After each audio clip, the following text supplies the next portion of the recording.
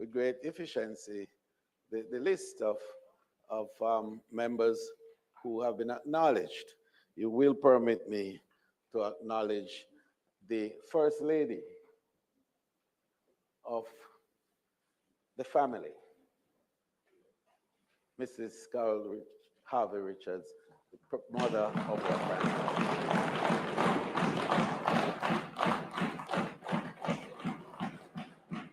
You would also allow me to welcome, because we have not had this opportunity except for once a year, in fact, when we have the throne speech, to have the members of another chamber represented in such fulsome manner as they are today.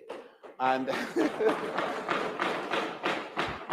and Madam Speaker, you will allow me a personal parody in all of this to recognize two of the newest senators and ministers in the personage of Senator Ambassador, the Honorable Audrey Marks, the Minister of Efficiency, among other things. And a skin of my own stock, if I'm allowed to say so, the newly minted Minister of State in the Ministry of Tourism with responsibility for linkages, Senator Delano Seabright.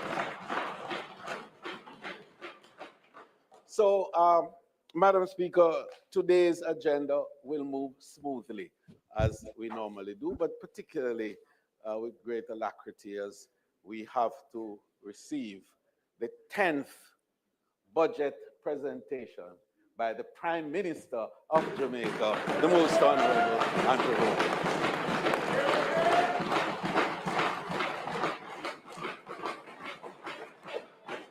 And just for the sake, Madam Speaker, of being accurate with history, I would like to indicate that this Prime Minister is the first Prime Minister on our side to have presented 10 consecutive budgets.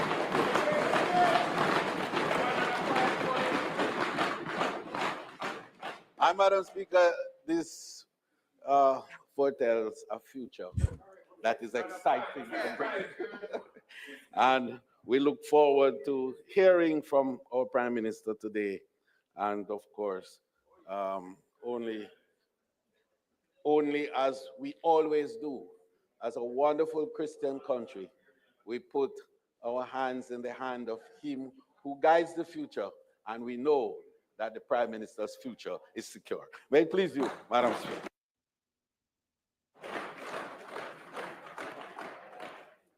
Statement by ministers, announcements, bill brought from the Senate, petitions, papers, reports from committees, notices of motions given orally, questions and answers to questions, motions that may be made at the commencement of public business requiring notice, motions relating to the sitting of the House, motions for leave to introduce bills, presentation of bills without leave of the House first obtained, public business.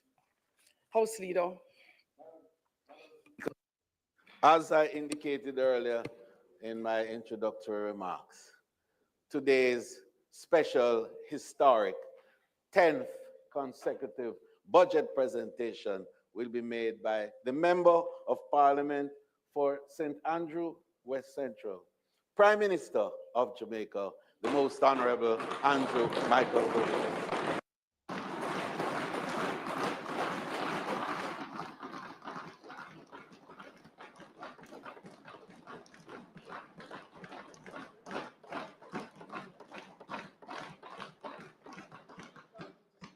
Prime Minister, would you be so kind as to turn your mic on for me? Thank you. Just one Prime Minister. Thank you. Thank you, Madam Speaker. Excellencies of the Diplomatic Corps, Jamaicans at home and in the diaspora listening, watching, and following on social media, distinguished ladies and gentlemen in the gallery, I stand before this honorable house with a heart full of gratitude.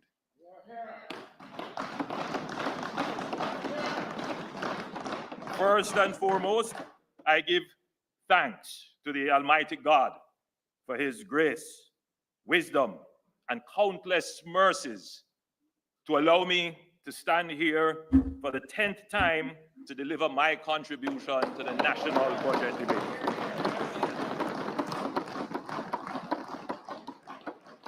Madam Speaker, honorable members, senators, and former members seated in the well, blessings to you. Want to buy and ship goods from the U.S.? With My U.S., it's easy. Start by signing up for your free U.S. address. Live the lives of our fellow Jamaicans, and I do not take this responsibility lightly. I am deeply grateful to my family for their love and support, especially my wife Juliet.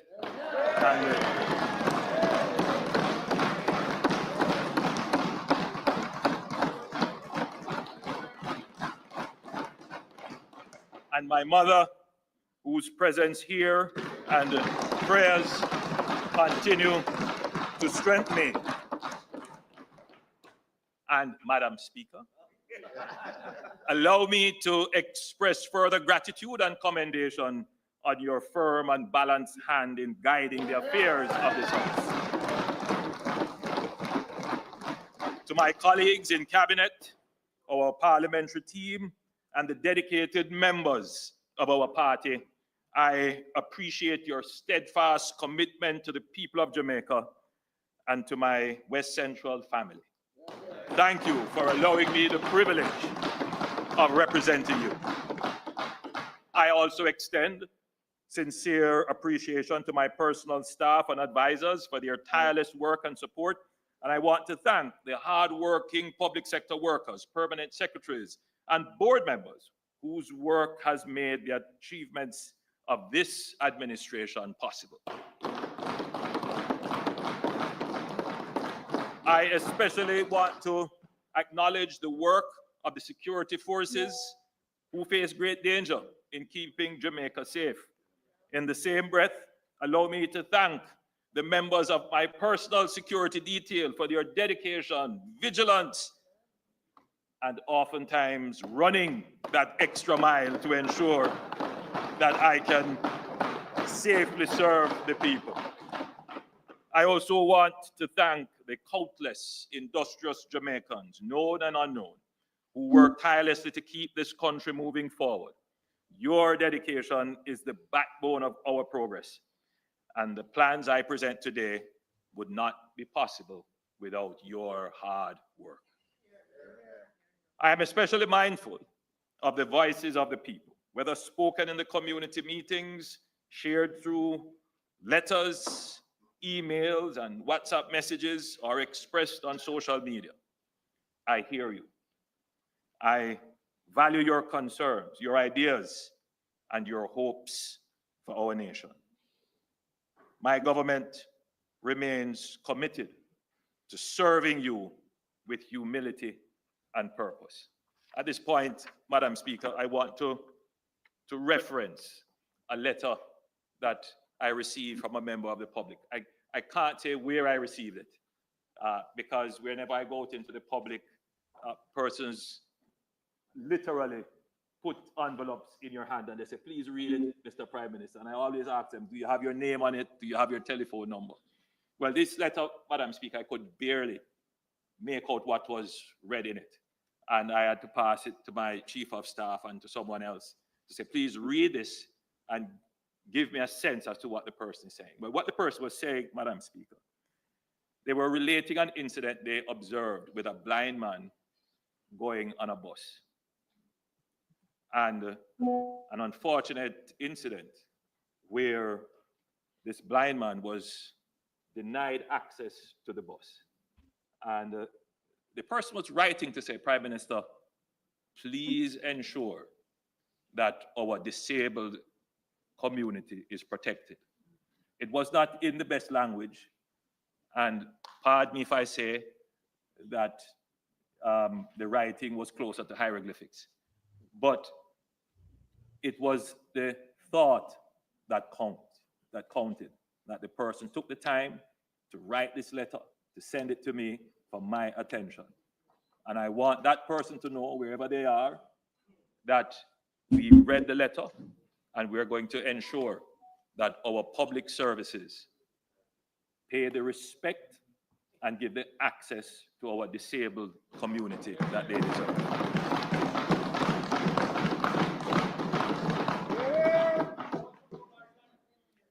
Madam Speaker, I stand before you today filled with immense pride as we reflect on the extraordinary progress our nation has made. The achievements are not just incremental improvements, they are historic breakthroughs that have placed our beloved nation in the strongest economic position ever since gaining independence. The numbers do not just tell a story of improvement, they tell a story of transformation, of an economy that has overcome decades of instability, uncertainty, and crisis to achieve a level of stability, strength, and resilience that Jamaica has never before experienced. Madam Speaker, the leader of the opposition and the opposition spokesman on finance in their presentation attempted to whitewash their record and suggested that analysis of the country's economic performance does not go back far enough to do justice to their contribution. I do not believe they can complain if we start at independence.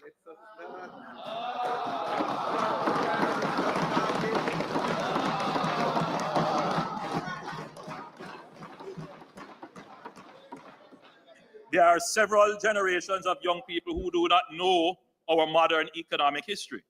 There are generations of middle-aged and older Jamaicans who experienced the history but did not quite understand it or have forgotten about it. Then there are those who were the architects of the destructive past. Some quietly and privately admit shame over their actions, but some still try to justify their actions and absolve themselves of responsibility as they battle for your mind. I don't like to dwell on the past, but I find myself having to correct the problems of the past while at the same time dealing with the current challenges and creating new legacies for the future. We cannot lose the battle for the minds of the people of Jamaica. Otherwise, we are at risk of having the people who made the mistakes of the past repeat them.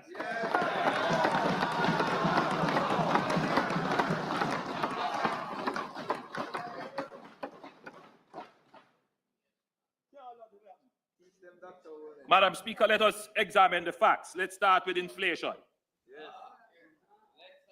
The table now being displayed shows that the average annual inflation under my administration has been 5.5%, the lowest under any administration since 1972.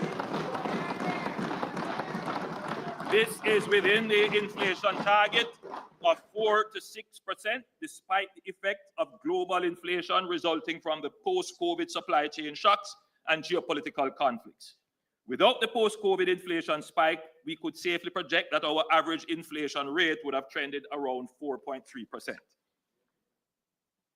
The period of highest inflation in Jamaica's history was under the PNP administration of 1989 to 2007. During that period, inflation averaged 18.5% per year. Listen to this, resulting in cumulative inflation of 2,249%. A better way to understand it, Madam Speaker, is that in 1980, a loaf of bread cost less than $1. In fact, it costs about 50 cents, somewhere around there. But in 2007, it cost $130.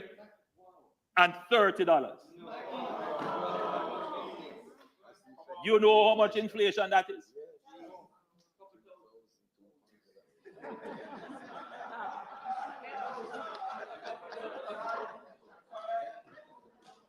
I'm afraid to say it. I'll leave it up to a smart economist, young economist, to tell us the inflation. It is embarrassing to say. Cumulative inflation in the United States during the same period, 1989 to 2007, was 71.5% or 2.9% per year. In 1992, Jamaica's inflation rate was nearly 80%. So in 1 year, in a single year, Jamaica had more inflation than the United States had over the same 18 and a half years.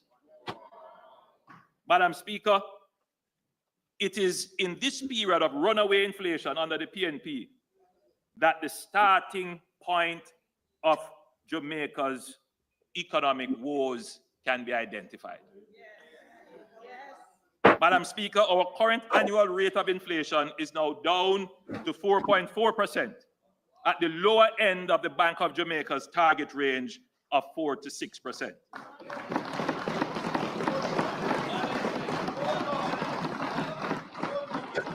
Through well-managed fiscal and monetary policy, we have brought inflation back down to sustainable levels.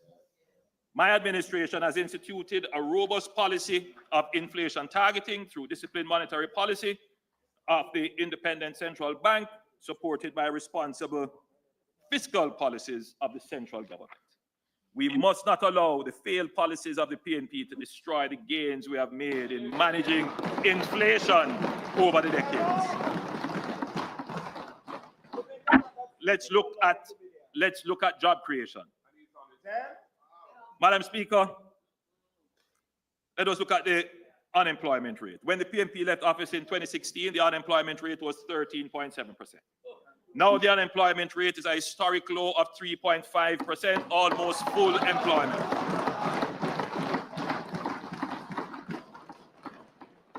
In 2016, the youth unemployment rate was an alarming 32%. Now it is down to 11%. Since 2016, we have created 253,000 new jobs. That's an average of 28,000 new jobs per year.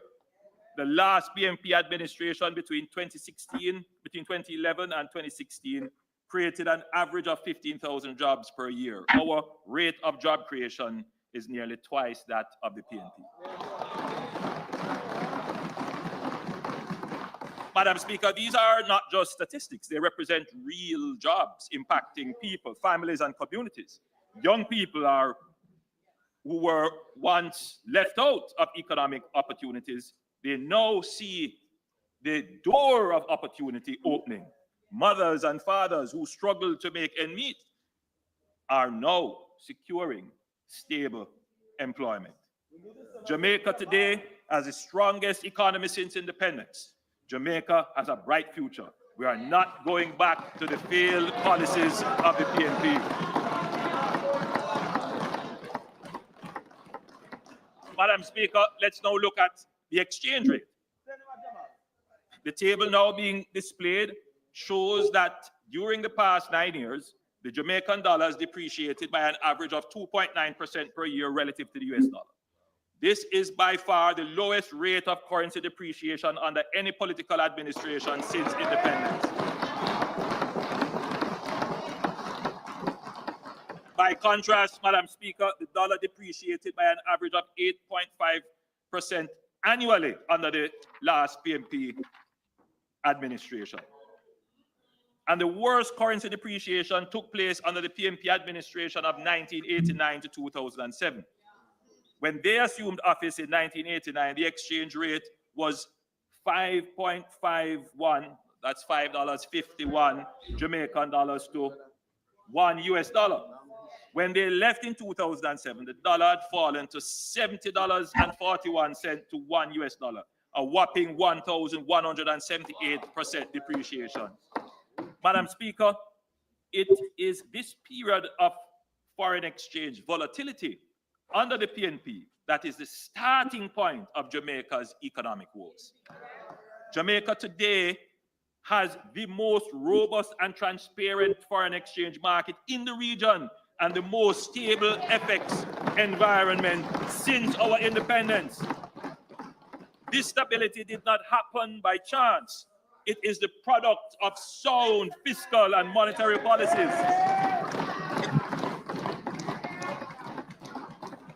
Increased investor confidence and a growing economy that is attracting capital rather than creating capital flight.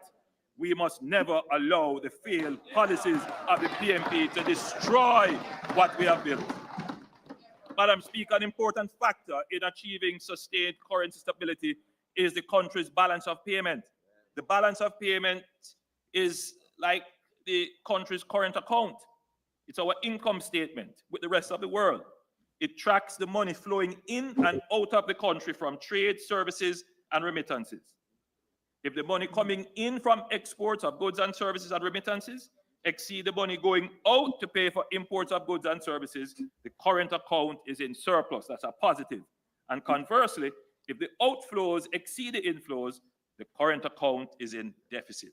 Madam Speaker, in 62 years since independence, Jamaica has recorded persistent current account deficits. There have only been 5 years in which we recorded a surplus, and that was in 1963, in 1993, and in 1995. And in that year, we had a minor surplus. However, in fiscal year 2022-2023, we recorded a surplus of 1.9% of GDP. And in fiscal year 2023-2024, we recorded a surplus of 3.1% of GDP. The graph now being displayed shows the quarterly current account balances since 2012. It shows that we have recorded a surplus for 7 of the last 8 quarters under this administration. So we are well on track to achieve our 3rd consecutive year of a surplus in the current fiscal year. Jamaica today has the strongest economy since our independence. We are not going back to the failed policies of the PNP. Not going back. Madam Speaker, our net international reserves now stand at a record high of $5.5 billion, representing 29 weeks of goods and service imports. This provides Jamaica with a crucial buffer against external shocks. In the past, we lived in fear of global financial crises, natural disasters, or commodity price swings that could send our economy into turmoil. Today, we stand prepared and protected with reserves that give us the confidence and security to navigate the uncertainties of the global economy. When my administration took office in 2016, the NIR was less than half what it is today. We have increased the NIR by 131%.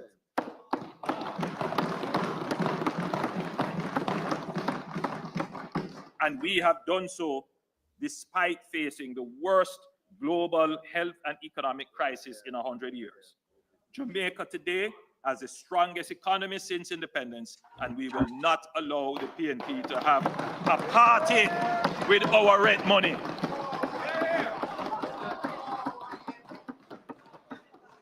Yes, we will not allow the PNP to party with our rent money as the Minister of Finance.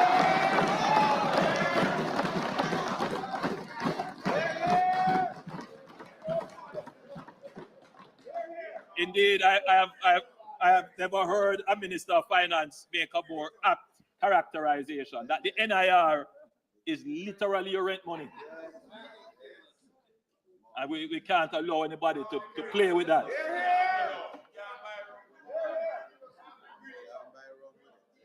Madam Speaker, perhaps one of the most remarkable indicators of our economic transformation is our debt to GDP ratio, which has fallen from unprecedented levels. When my administration took office, the debt to GDP ratio was over 120%. It is now approximately 68.7%, and we are on track to meet our target of 60% by March 2028. It is important, especially for young Jamaicans, to understand the roots of our debt crisis. Jamaica faced two major periods of debt distress. The first, from the 1970s to the late 1980s. And this was driven by two global oil price shocks, a failed experiment with democratic socialism, a global recession that slashed bauxite revenues, and hurricanes Allen and Gilbert in 1980 and 1988, respectively. The second period of debt distress,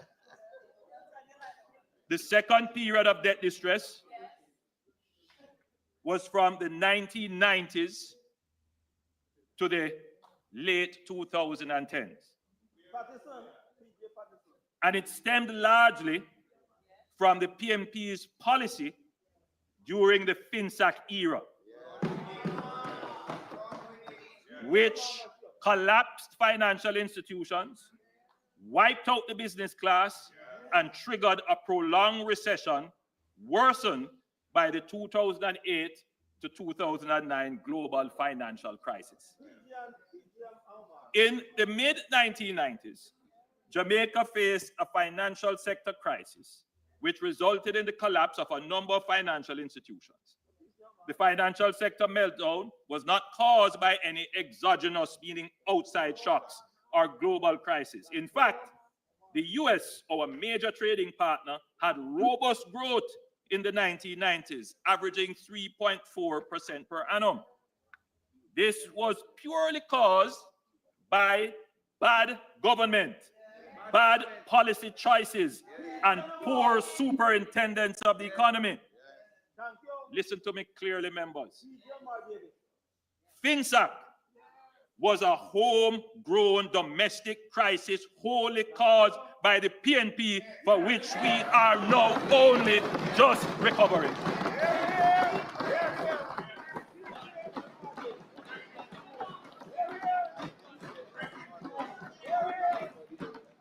Our debt to GDP prior to the advent of the FinSAC crisis was 72%. The government at the time established FinSAC to bail out the collapsed financial institutions. This bailout cost the country 42% of GDP. In other words, 42% of what we produce in any 1 year, we had to take it to pay for FinSAC. By way of comparison, the US government's bailout intervention during the global financial crisis of 2008-2009 was only 9% of their GDP. So you see the magnitude of the scale of FinSAC relative to the size of our economy. Within 6 years after the establishment of FinSAC, our debt spiraled out of control from 72% of GDP to 130% of GDP, almost doubling. That caused interest costs alone on the debt to consume almost 70% of tax revenues. So just the cost to pay for the debt, the interest at one point cost us 70% of all the tax revenues that we collect. If you add public sector wages to that and other things that you have to pay for out of tax revenue, then you basically would have no money left. You would have no money left to fix roads. no money left to build schools, no money left to repair clinics, no money left to pay for water. So if you ever wondered, if you ever wondered why we have so much infrastructure that has been left unmaintained and now falling apart, if you ever wondered why things are the way they are, if you ever wondered, Madam Speaker, it's an important point that needs to be made, because the average man listening might, in the background of the shrill of noise that we hear, this might go way back in their memory. And they see a pothole emerge in a road, and they wonder, why doesn't the government fix that pothole now? But they will never stop and reflect on a very important point, Madam Speaker, that when this road was built 30 or 40 years ago, what should have happened is that there should have been a reserve maintenance programmed into the budget, matched with what they call the engineered life of the road, that as a little crack emerges, out of the revenues that you have, you go and you use some tar chemical and you seal that crack, so no pothole appears. But that road that you are looking at now, that the potholes are all emerging, they weren't maintained. And the reason why they couldn't be maintained is because we had to take almost 70% of our tax revenues to pay for the bad policy choices of the PNP during the 1990s and later.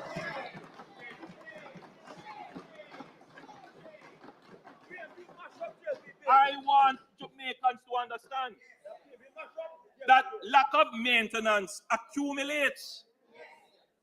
Lack of spending on infrastructure amounts to what is called disinvestment.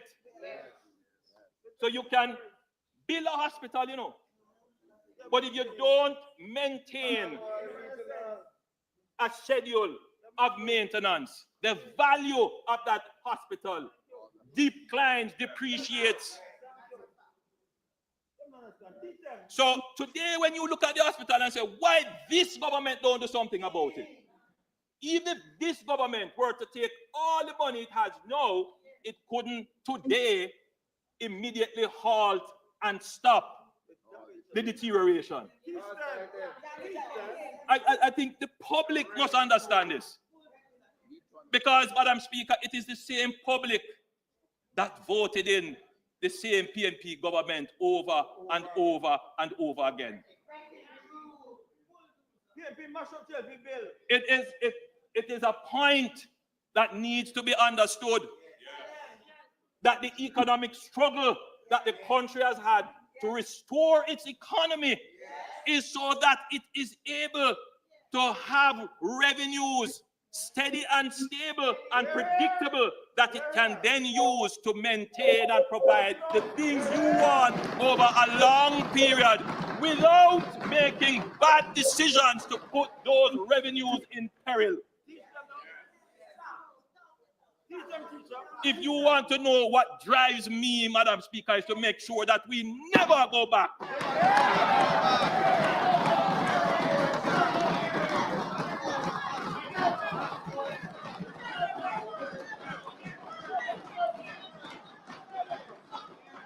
So, Madam Speaker, so if you want to know what is the root of our problems today, it is the bad policies of the PNP in the 1990s.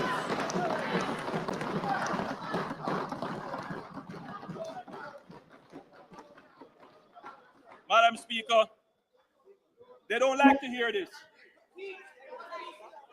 And 90% of Jamaica may not appreciate and understand it, but we're going to bring the facts.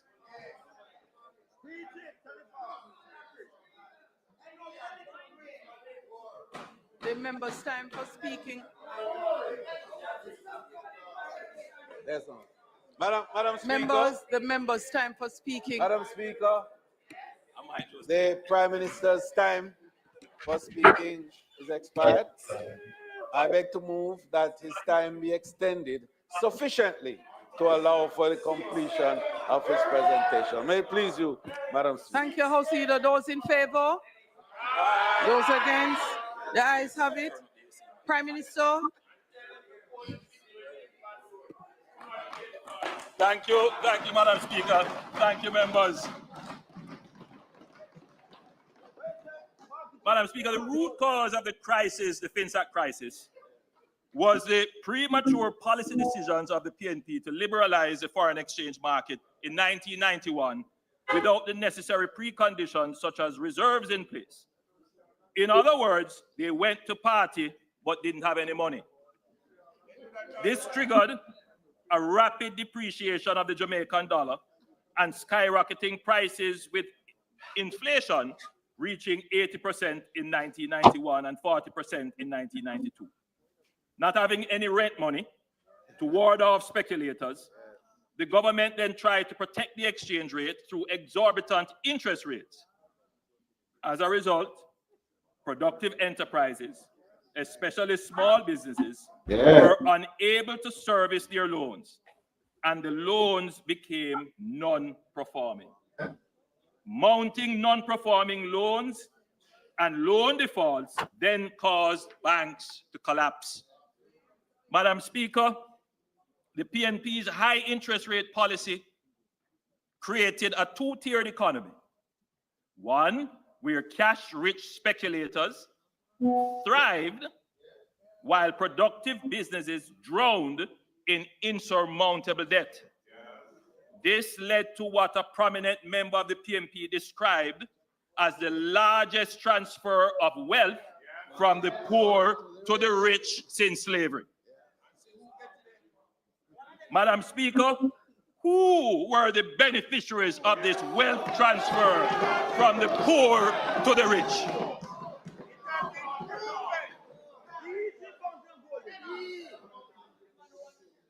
Is there anyone in this house who was a part of this ill-conceived policy, whose business it was to profit from the great transfer of wealth from the poor to the rich?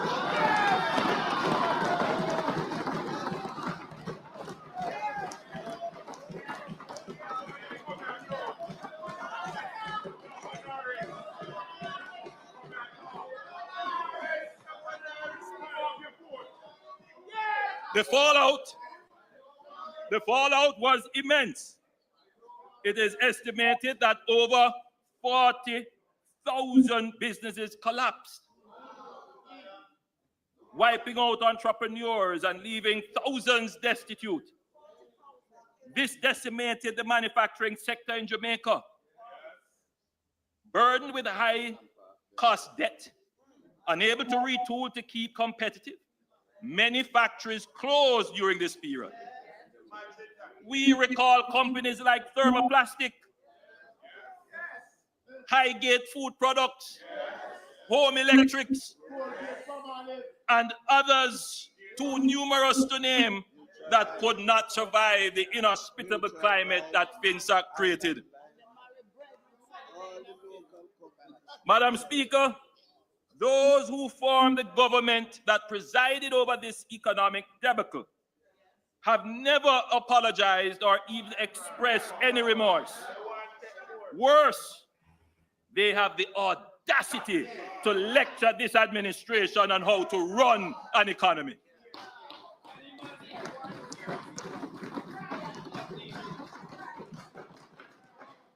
For the next 20 years after the PNP inflicted FinSAC, the FinSAC shock, we basically just meandered along as a country with no attempt to fix the real problem. Our debt situation was already unsustainable when the global financial crisis hit in 2008, 2009, and that took the country to the verge of bankruptcy. The real attempt at grappling with high debt, high interest rate, this vicious cycle created by the PNP, started with the Bruce Golding-led administration of 2007 to 2011. Indeed, we fathered the deep structural reforms needed to break the PNP-created debt crisis. The debt inherited from the PNP had reached unsustainable levels, and it was under the leadership of Bruce Golding and Audley Shaw Manayard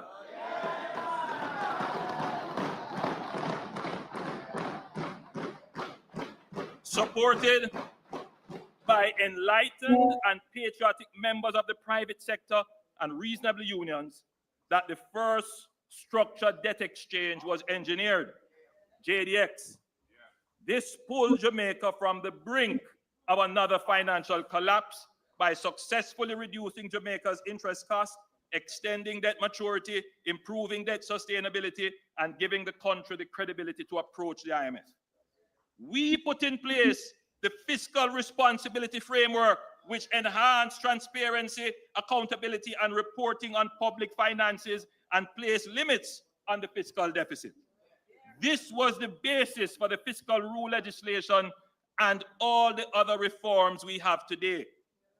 We took tough steps to divest loss-making public entities such as the Sugar Company and Air Jamaica, which under the PNP racked up huge debts and operating losses carried over from the 18.5 years of poor management and lack of superintendence of public bodies. And when we were the opposition, we did our part in supporting and developing many nascent measures, including working assiduously on every piece of legislation required to meet the IMF timelines. I gave direct instructions to my members of the House and the Senate that we must not hold up any of the IMF bills. We were a responsible and constructive father, even in opposition.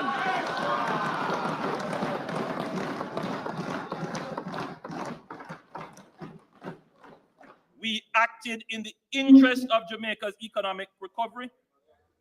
In everything we did, we chose Jamaica over narrow political partisan gain.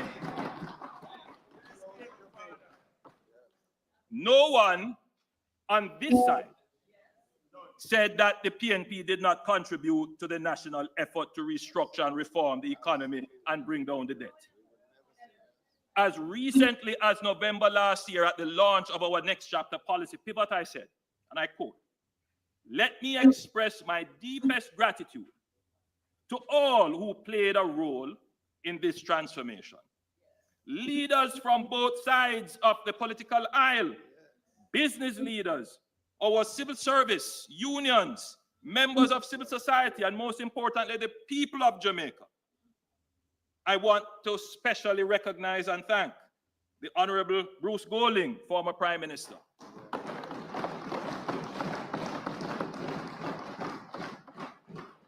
The Most Honorable Portia Simpson Miller, former Prime Minister.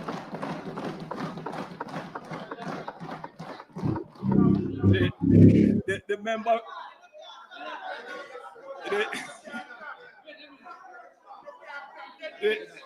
you know, Madam Speaker. Yeah, Madam Speaker.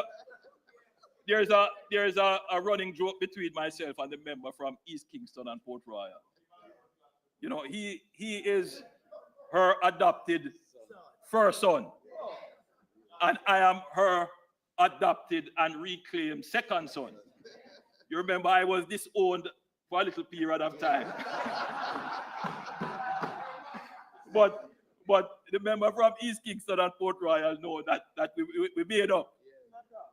So it was very easy for me, with no malice or ill feeling or ill will, to acknowledge the work and contribution of the most honorable Portia Simpson Miller,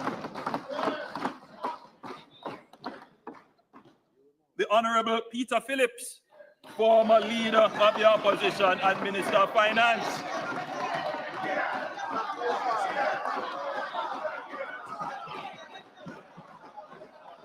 the Honorable Audley Manayard Shaw, former Minister of Finance,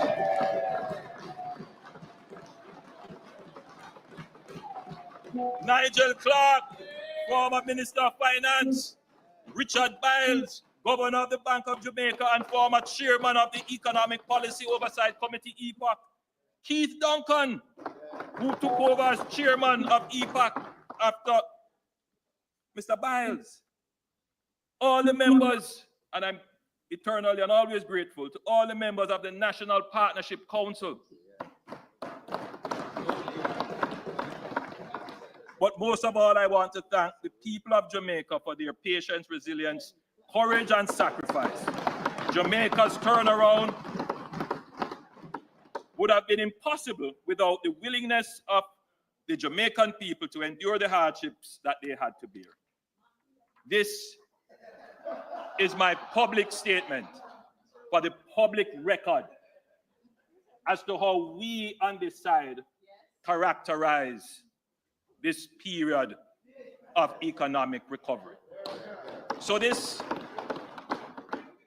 falsehood and attempt at whitewashing history, this kind of revisionism, is unnecessary, indeed undignified. Let me give a fair and balanced characterization of the historical development of the Jamaican economy. The PNP, through bad policy decisions, created the second debt crisis. They created the first one as well. The JLP took the first fundamental steps to address the problem. The PNP contributed and built on those steps, and the JLP further built on those steps and completed the reforms.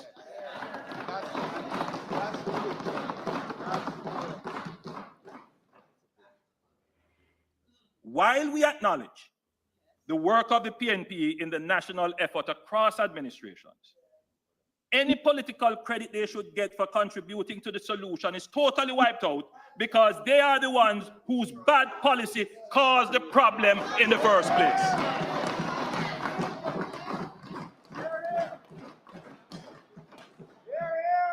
To their true bipolar nature, the PNP wants to claim paternity after causing the mother, the people, so much hardship. In their last budget presentation, the leader of the opposition and the opposition spokesman on finance disingenuously accused the government of increasing taxes on the people of Jamaica. In this budget presentation, well, in the last budget presentation, the leader of the opposition said, since the JLP government came into office, they have more than doubled the annual tax take, increasing it by a massive $190,000 per person.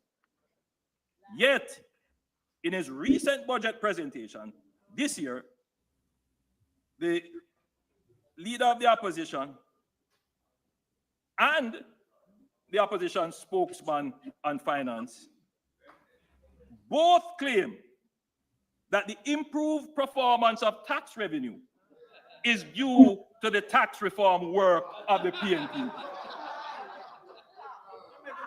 So we need to ask ourselves, is it the PNP that is responsible for Jamaicans paying more taxes?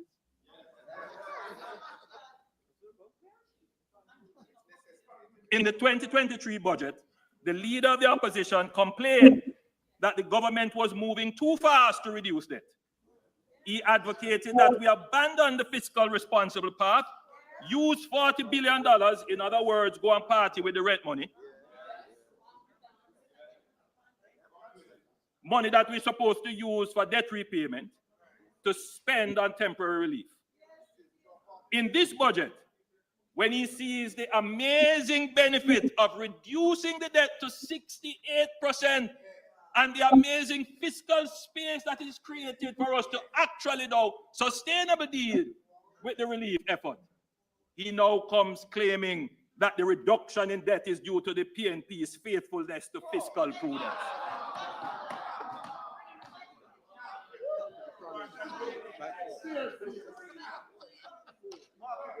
This reminds me of the classic tale of what we in Jamaica sometimes regretfully call Butler's father, who caused the mother so much pain and then abandons the child.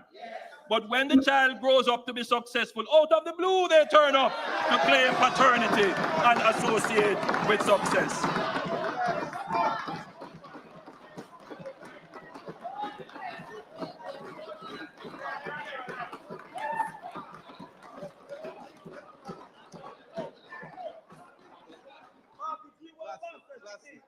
This leader of the opposition is a man of convenience, flip-flopping between prudence and popularity when it suits him.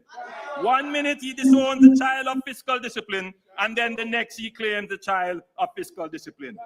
The mother remembers the pain of FinSAC and the high interest rate policy, the largest transfer of wealth from the poor to the rich, and she knows that she cannot trust this worthless man. So the DNA test was done.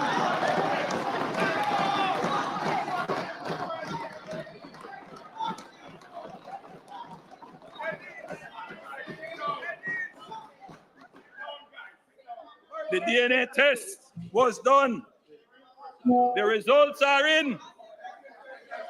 When it comes to 15-year-old fiscal discipline, PNP, you are not the father.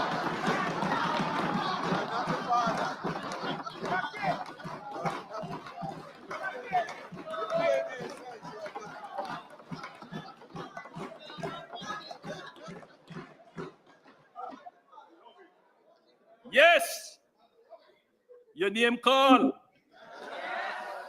but it is another Golding that is the father.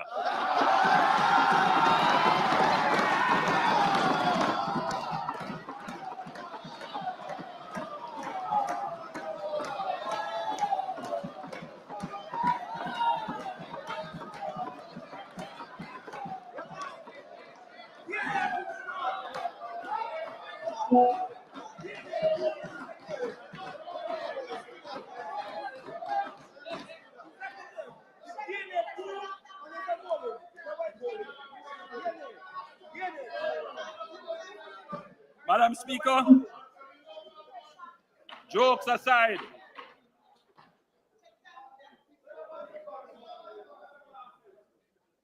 Speaker, jokes aside, this is the first time our debt to GDP ratio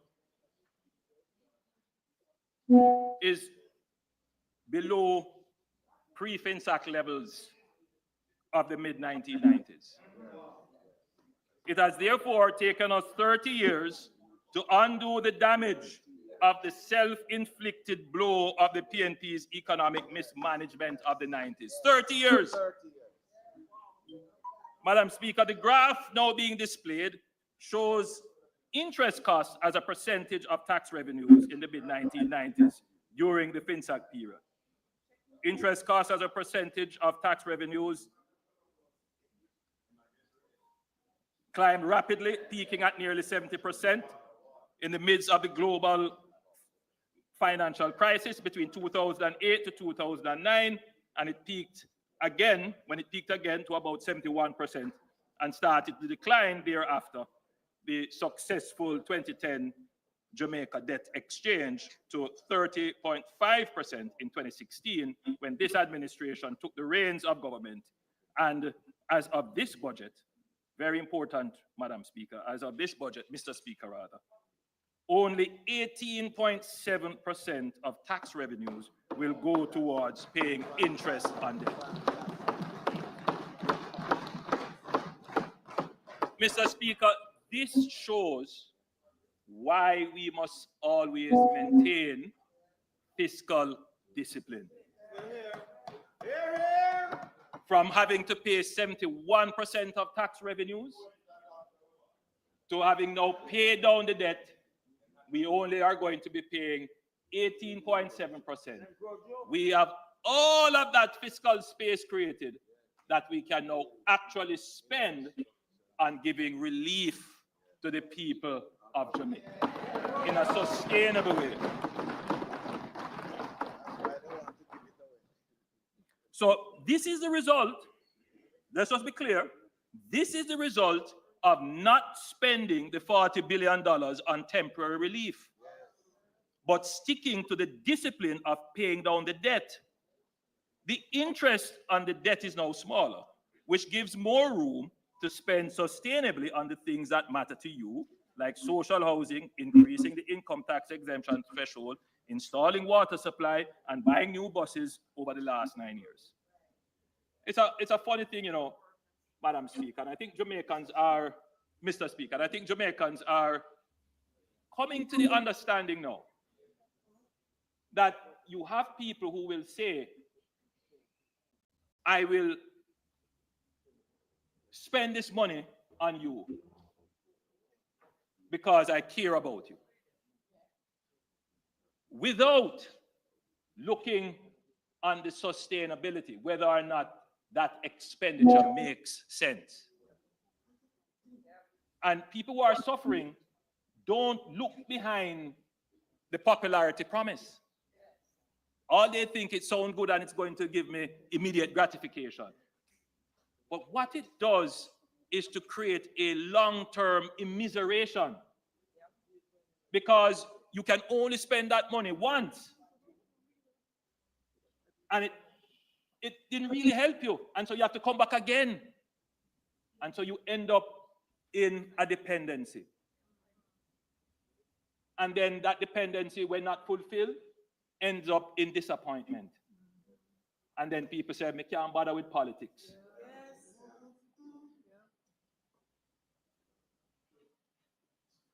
This struggle that we have gone through to move our debt from as high as 140% of GDP to now 68% of GDP, and to reduce our debt servicing ratio to tax revenues from 71% to 18%, is a symbol of struggle and sacrifice. It is. But it is also putting us in a different place where each Jamaican must be vested in ensuring that whoever is the government, whichever government, that we maintain this path, because this is the only way to truly and really care for you. That's the only way, my Jamaican brothers and sisters, to care for you. We can't care for you by taking the money that we should pay down debt and spend it. We can't care for you by taking our reserves that keep the foreign exchange rate stable and go party with it. That's not how we care. How we care is to manage the government responsibly. Don't make bad policy decisions. Be frugal and prudent so that we secure long-term revenues for which we can make long-term investment in your future. This government genuinely cares for you.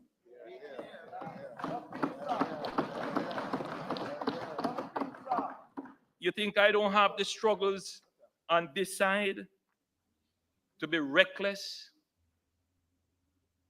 You think I don't have the struggles of people getting nervous and seeing, oh God, look at what is happening, you have to spend money? You think I don't have those struggles? Run with it. But I don't run with it, Madam Speaker. I don't run with it. And you know why, Madam Speaker? Because there's no telling how good it'll be.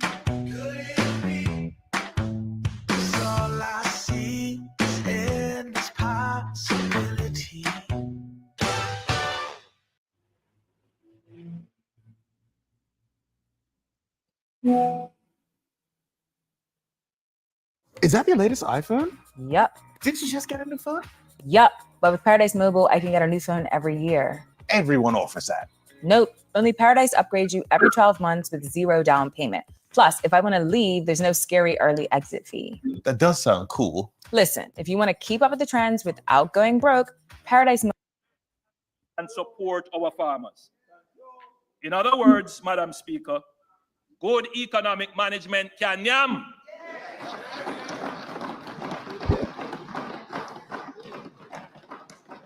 Good economic management produces dividends for the citizens who are shareholders in Jamaica Inc. They have invested their hopes and trust into our government, and they expect that their government will be good stewards of the talents.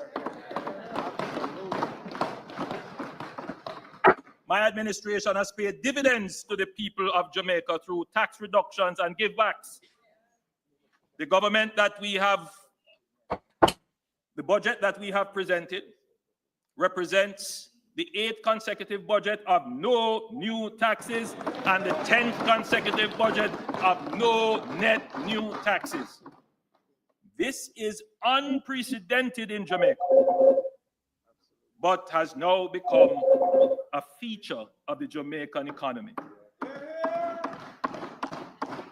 And Madam Speaker, I claim paternity for that picnic.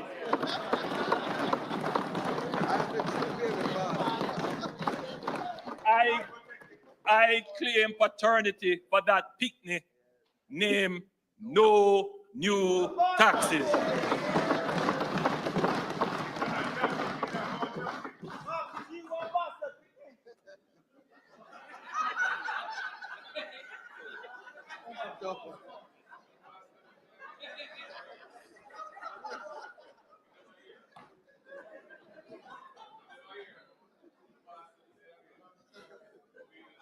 In Jamaica, in fact, Mr. Speaker, we have done much more than not introduce new taxes. We have reduced taxes more than in any other period since independence. That is a fact. Here are some of the dividends that the Jamaican people have gotten from our good stewardship of taxes. We have increased the income tax threshold. When we came into office, the threshold was $592,800. It is now $1.7 million and will move to $1.8 million next month. And then to $2 million over the next 2 budgets. Increasing the income tax threshold is my baby.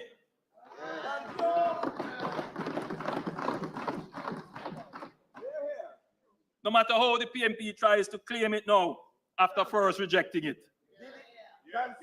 Every PAYE taxpayer should take comfort that as much as we can, we will reduce their income tax.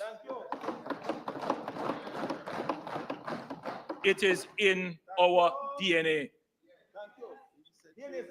We reduced GCT from 16.5% to 15%. People don't remember that. And we are reducing GCT on residential electricity by more than 50%, from 15 to 17%. We reduced transfer tax on property from 5% to 2% and reduced the ad valorem stamp duty with a flat rate and replaced it with a flat rate of $5,000 per document. We increased the pension relief and age relief from 80,000 to 250,000 each, and we plan to increase this in the next budget to 350,000 each.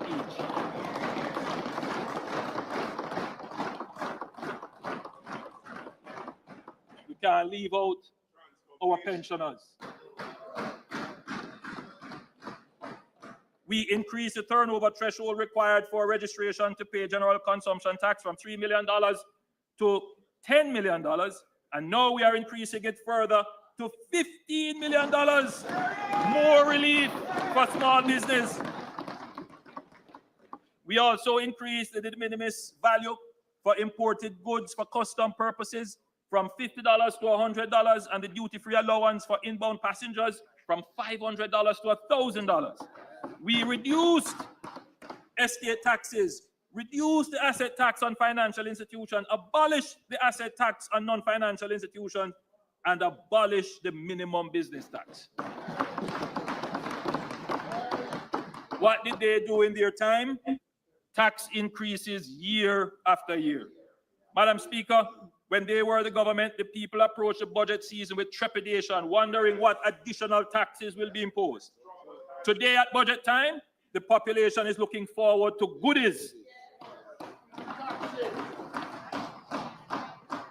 However, I prefer to say the government will deliver dividends on the vote of confidence you placed in us. Madam Speaker, we have created an environment of tax certainty and predictability. Workers, families, and businesses can plan their affairs and think long term without worrying that the government will impose some tax to mash up their plans. We are not going back to the days of fiscal recklessness and more taxes under the PNP. Madam Speaker, the PNP calls their plan the 4 E's. They definitely have a legacy of 4 E's. Excessive debt, economic erosion, endless hardship, and empty promises.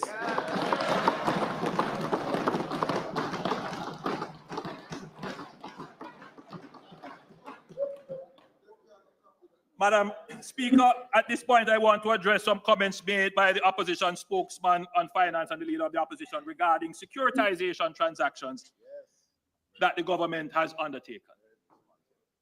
Securitization is the packaging and sale of future income, of a future income stream from an asset for a lump sum value today. This government was successful in creating a concession for the Norman Manley International Airport, which generates a reliable stream of income. This income is contractual. I want the country to remember that the previous PNP government tried to create the same concession out of the NMIA and failed miserably. They did not have even one bidder willing to take up the concession under their government and stewardship.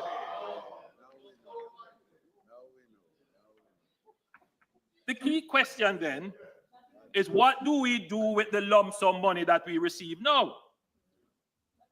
Do we use it to party? No. We have used it to pay down debt. In other words, relieving ourselves of current and future expense obligations. We have used it to create new infrastructure like the extension of Highway 2000 and the Maypen to Williams Field.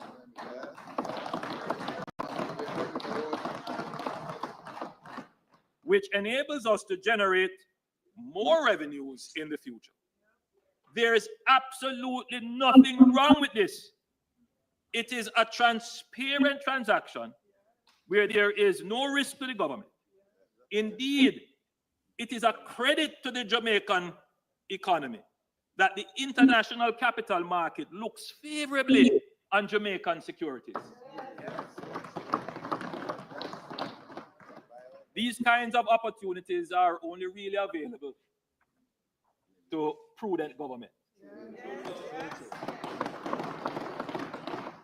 Madam Speaker, when is the sale of future income a problem?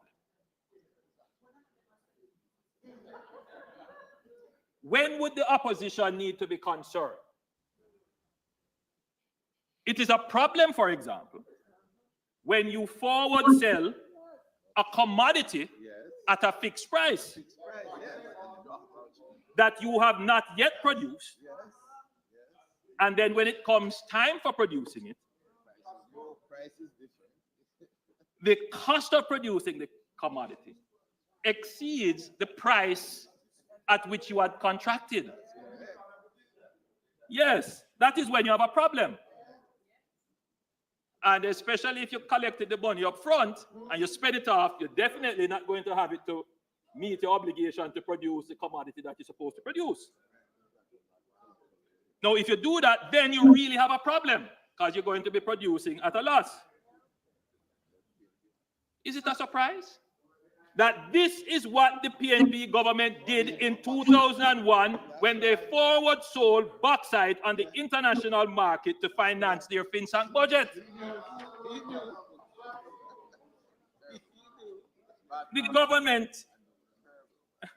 The Jamaican government later became exposed when market conditions deteriorated and the cost of producing the bauxite far exceeded the contracted price. And the government of the day, the Bruce Golding-led administration of 2010, was obliged to honor the volumes of bauxite to which the previous PNP government had committed. Jamaica ended up having to pay US $31 million to the company that produced the bauxite to cover the loss. You can't compare this foolishness of the PNP with our masterful management of the economy.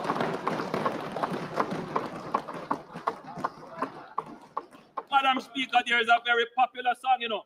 It says, they are not like us. We are not like them. Two different philosophies and way of thinking. When we say that we believe in fiscal discipline and the proper management of the economy, because that is how we can genuinely show that we care for you.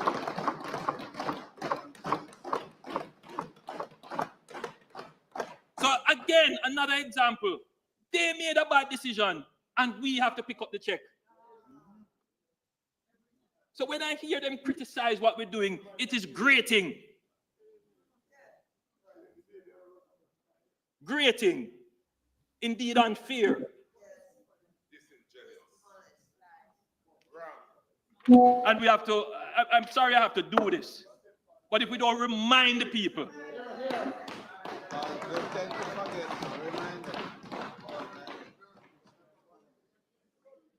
Madam Speaker, unlike the forward sale agreement that the PNP administration entered into, the securitization that we have undertaken are prudent financial strategies that leverages existing predictable revenue streams without creating future liabilities or exposing the government to market risks beyond our control. Madam Speaker, the graph now being displayed illustrates the trajectory of poverty prevalence in our country.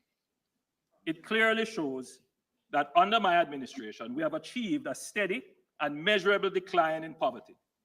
Apart from the temporary spike in 2020 caused by the pandemic, the steady reduction in poverty is clear evidence that our economic gains are reaching the people who need it the most. Madam Speaker, we recognize that while progress has been made, much more needs to be done to ensure that benefits of economic growth are inclusive and sustainable. Our commitment is to share the prosperity where every Jamaican, regardless of background or location, has access to opportunities for upward mobility. Whether in rural communities, inner city neighborhoods, or remote districts, we are working to ensure that no one is left behind and that absolute poverty is eradicated.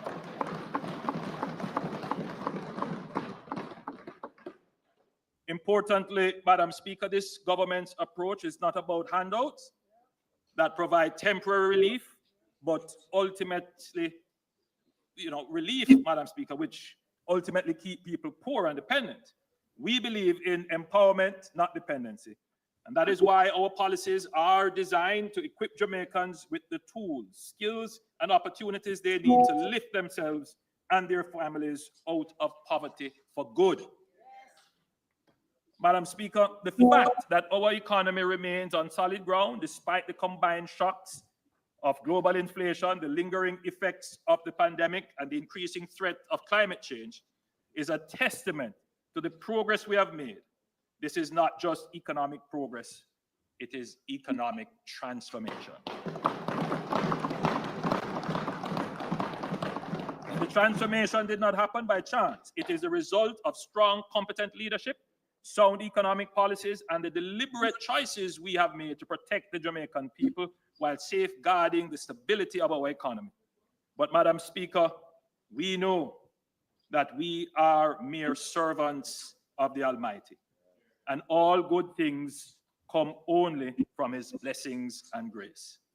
As 1 Corinthians 3 verse 7 reminds us, so neither the one who plants nor the one who waters is anything, but only God who makes things grow.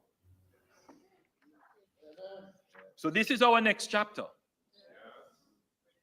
the pivot to growth. This is what the economy must focus on in the next decade. I feel very humble, and I give God thanks for allowing me to be able to steward the country in this decade.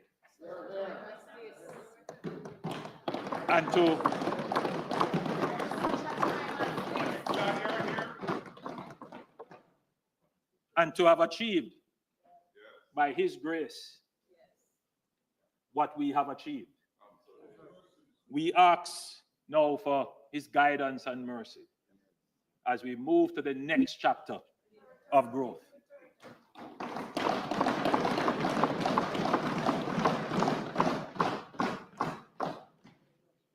Madam Speaker, I'm about to display a chart, which it's hard to present the information without the political undertones.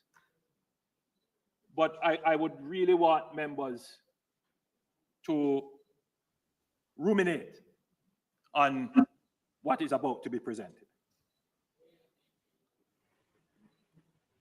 The graph now being displayed shows GDP shown as gross value added at constant prices since independence. It shows that our most rapid period of economic growth was the decade immediately following independence.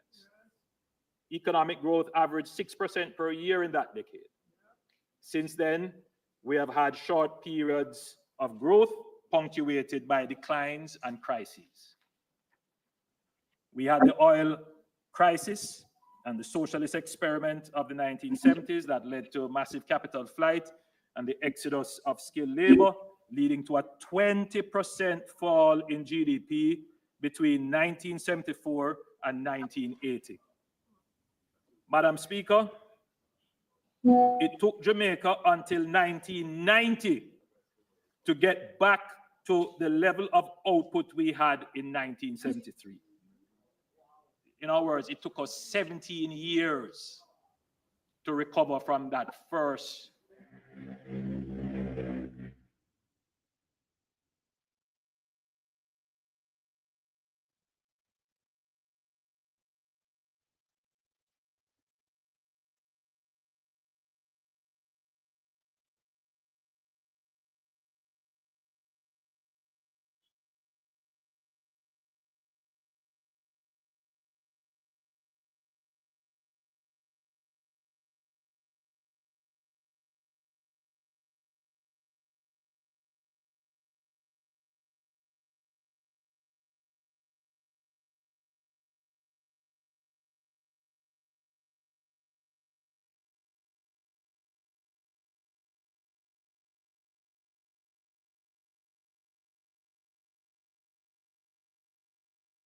And the overlap, Madam Speaker, this.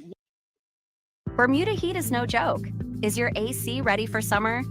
A quick tune-up now can keep you cool, save energy, and prevent costly breakdowns later. Call 2920881 or book your service online at bac.bm.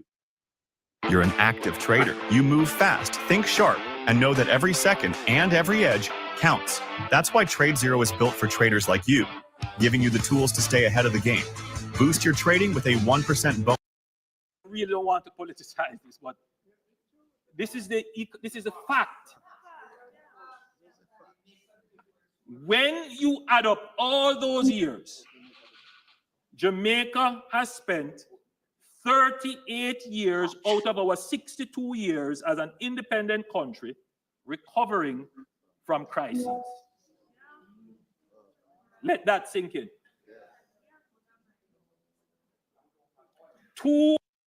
4 major crises that we faced were directly caused by bad economic management of the PNP in the 1970s and 90s, accounting for 24 of the 38 years of crisis.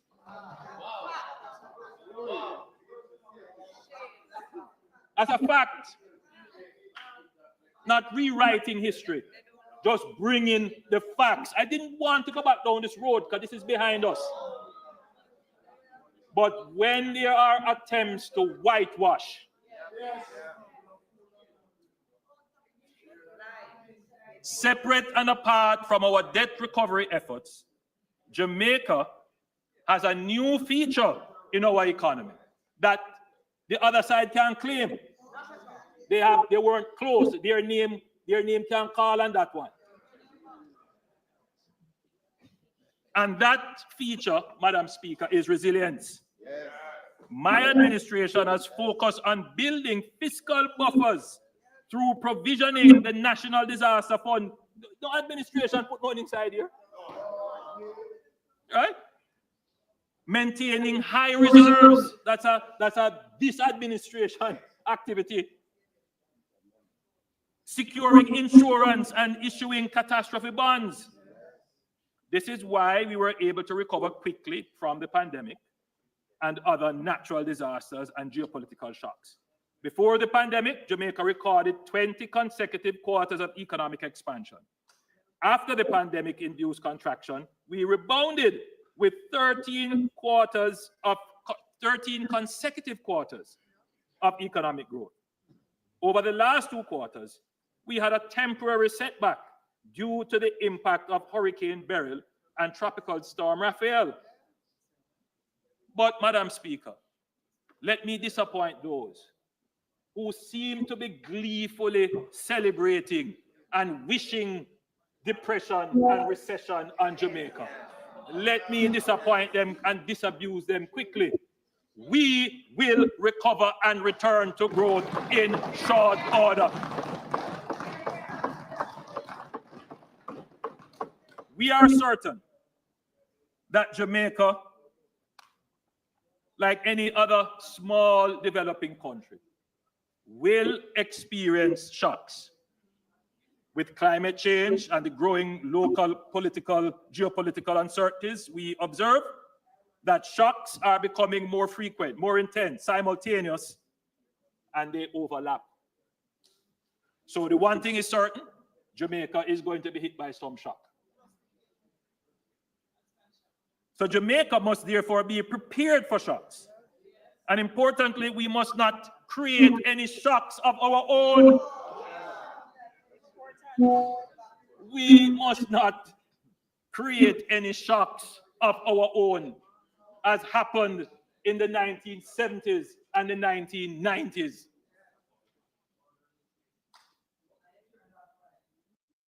MyUS gives global shoppers like Lena affordable, reliable international shipping from thousands of US stores. She simply shops her favorite US brands like Apple, Nike, and Disney, uses her MyUS address at checkout, and MyUS delivers to her doorstep anywhere in the world. Be like Lena and get affordable, reliable shipping on everything you love from the USA. MyUS. Unbox the possibilities.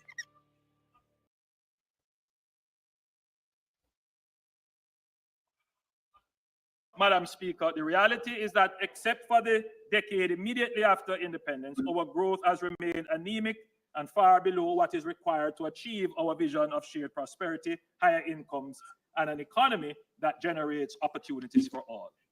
The next chapter of Jamaica's economic journey must therefore be about accelerating growth while maintaining fiscal and macroeconomic stability. Resilience is an important part of accelerating growth, as without the capacity to withstand and adapt to shocks, recovery can be slow. Our increased resilience means that we are already on the path to faster growth, better equipped to navigate challenges and seize new opportunities. Madam Speaker, in November 2024, I outlined the key pillars of the government's growth strategy, ASPIRE. A, access to economic opportunities for all, that is the inclusive growth agenda. Safety and security, S. P, people and our focus on human capital development. I, for infrastructure development.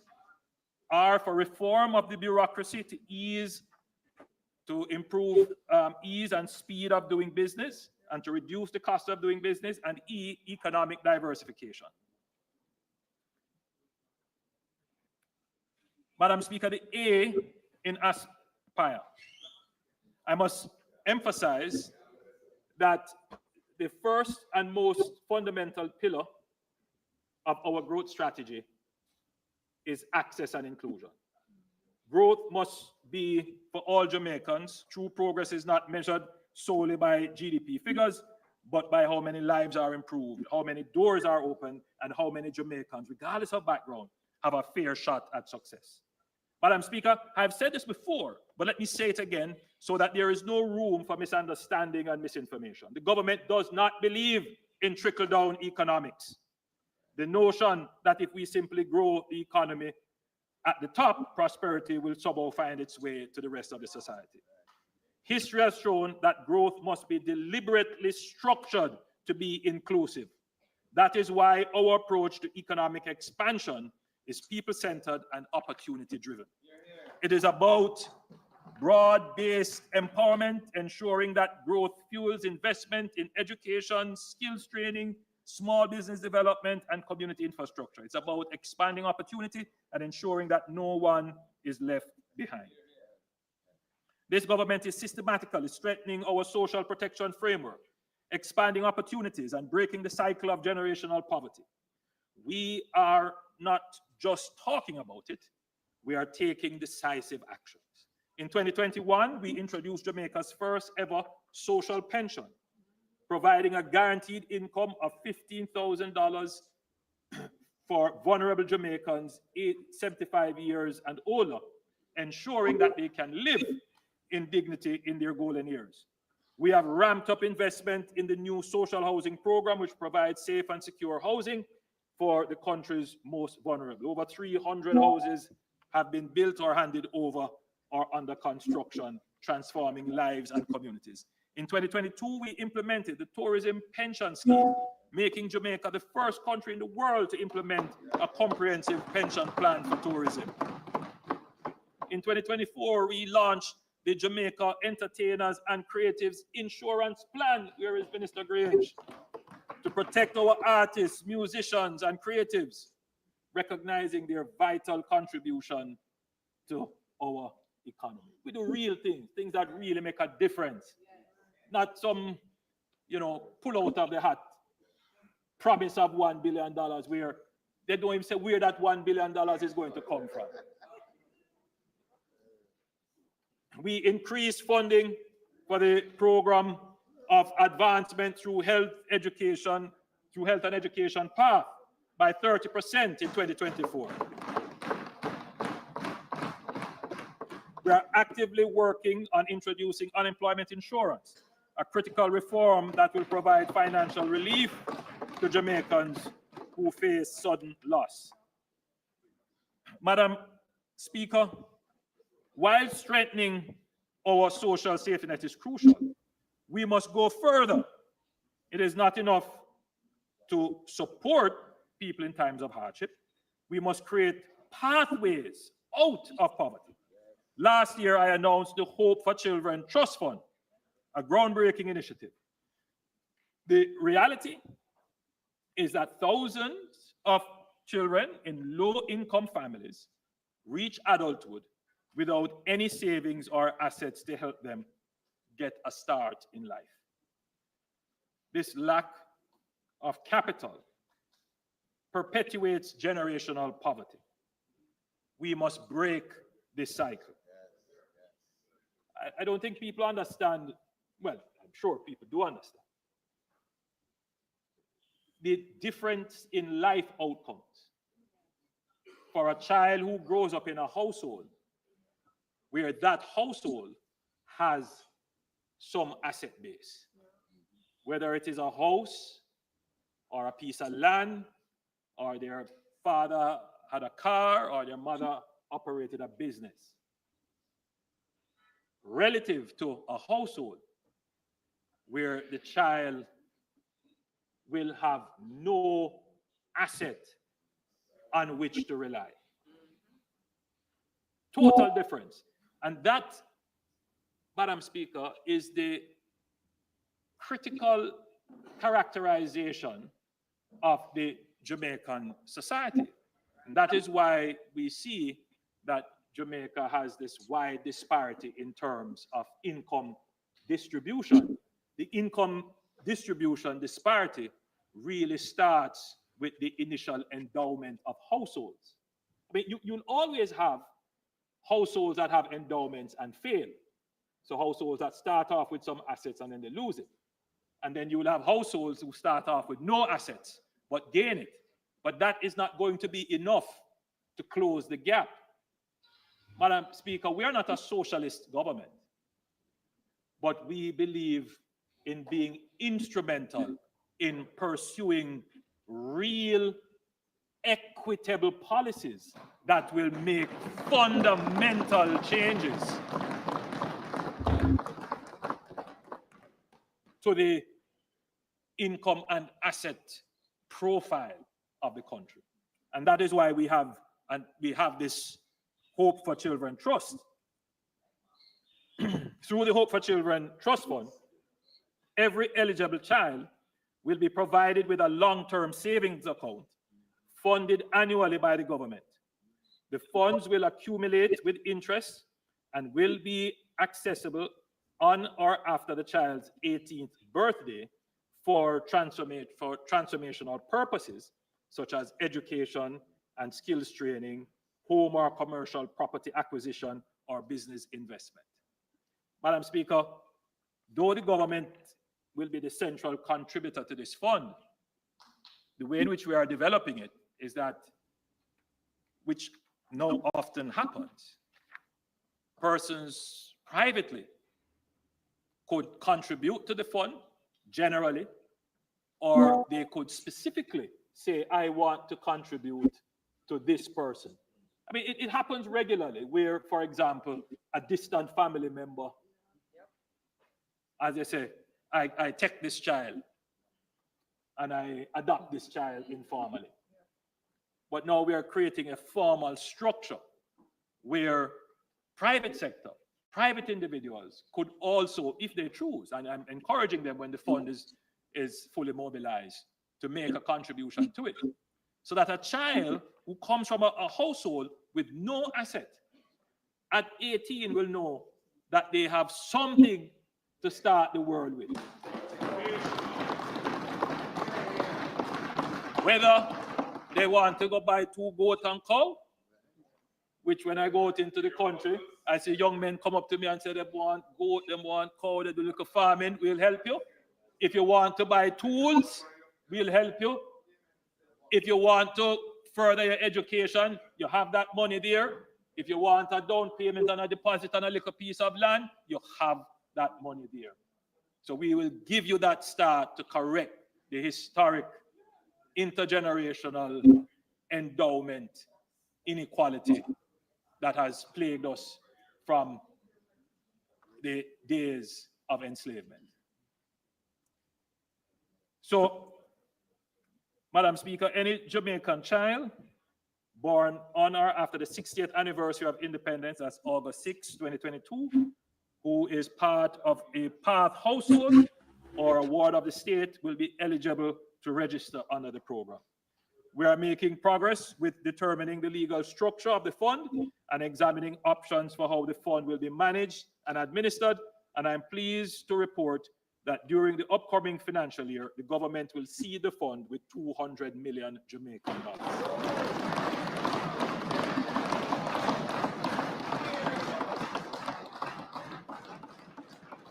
And again, I put out the call to the private sector start looking at making contributions to this fund. We welcome it.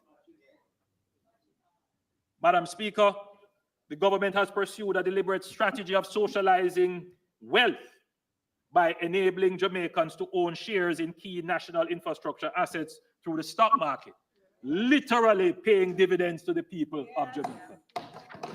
This approach democratizes economic opportunities, allowing citizens to benefit directly from state-owned enterprises, transitioning to public ownership. In May 2019, we divested Wigton Farms, and in March 2020, we divested 80% of Trans-Jamaica Highway.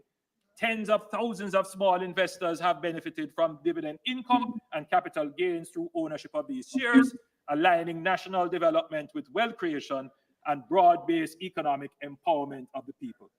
Unlike the PNP, who socialized debt while transferring wealth from the poor to the rich during the FinTech era, Madam Speaker, I'm pleased to report that the offer for sale for the remaining 20% of the shares of Trans-Jamaica Highway has been oversubscribed with over 22,000 applications totaling $12 billion. Madam Speaker, Jamaican people, get the message that this government is about creating wealth.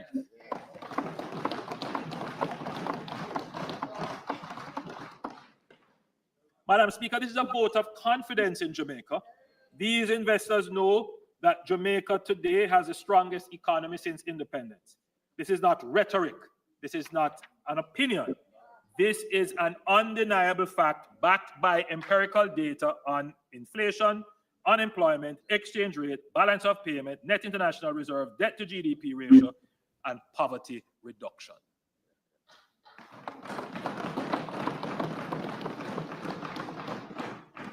Madam Speaker, creating wealth and making it accessible to all is the DNA of the JLP administration, and this is how we accelerate growth. There are several other assets that the government is preparing to bring to market so that the ordinary Jamaicans can participate and share in the value they create when paired with private sector enterprise and innovation. At this stage, I can announce that the Jamaica Mortgage Bank is being prepared as the next asset to come to market.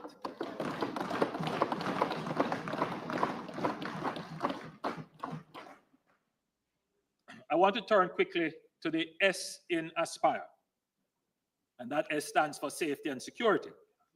Madam Speaker, there can be no real economic growth, no true inclusion without security. For too long, violent crime has cast a shadow over our progress, stealing the potential of young lives and holding back our economic transformation. Thankfully, we can now say the tide is turning.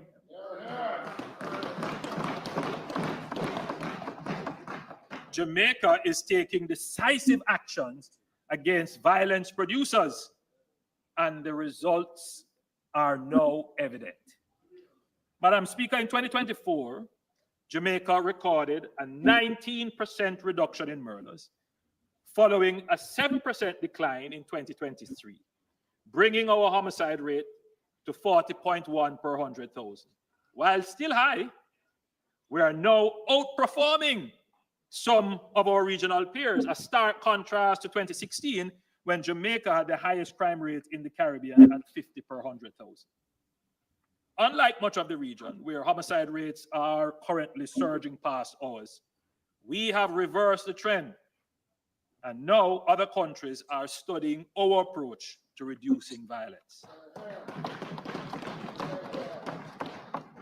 Notably, Madam Speaker, the 2024 Christmas season was the safest in 20 years, with just 6 murders recorded during the Christmas week.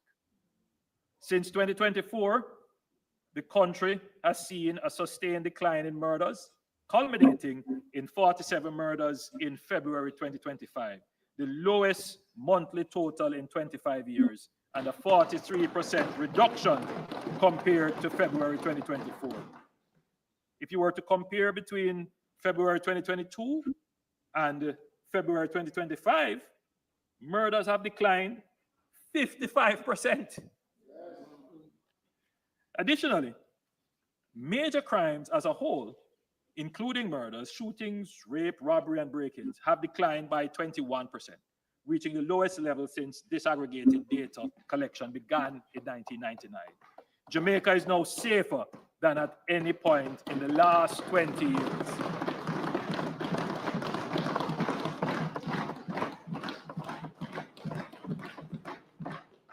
On our current trajectory, Jamaica is on track to record fewer than 1,000 murders in a single year for the first time since 2003. We are confident that this downward trajectory will persist as these results stem from our deliberate planning, strategic investments, and targeted efforts to dismantle organized criminal gangs.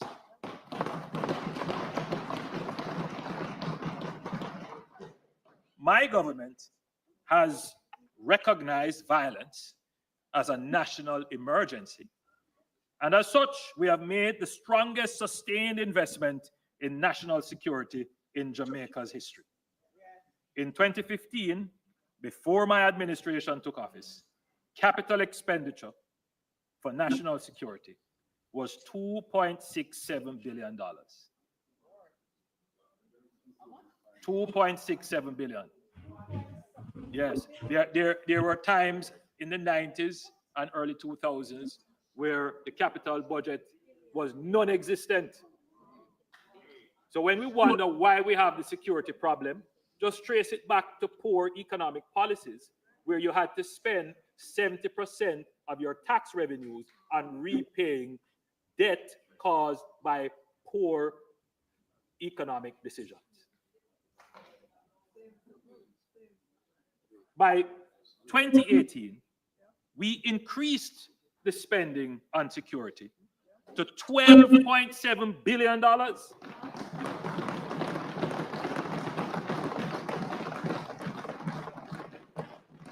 And in 2019, we made a record $19.5 billion investment to modernize our security apparatus. This substantial increase in our first term was necessary to compensate for years of underinvestment. And you can just look at the years of underinvestment. In fact, when you look at the last 20 years, it's clear that, you know, the Jamaica Labour Party government made the greatest attempt at funding the security forces. These funds have strengthened our security forces through investments in equipment, vehicles, intelligence, forensic technology, and advanced training in cybercrime, counter-trafficking, and financial intelligence. We have enhanced the operational capability of the Jamaica Constabulary Force and Jamaica Defense Force, rearming them with modern tools to dismantle criminal networks.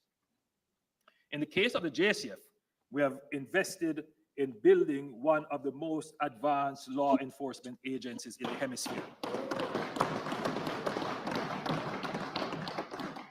To this end, significant progress is being made on the development of a C5 center, that is a state-of-the-art command and control center.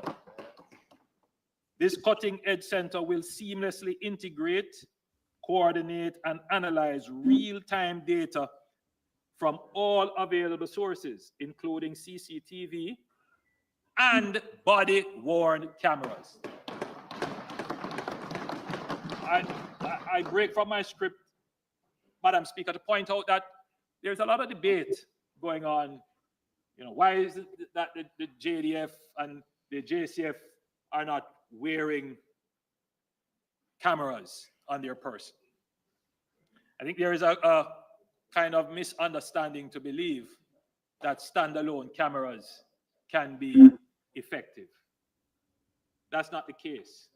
You have to build out an entire back-end network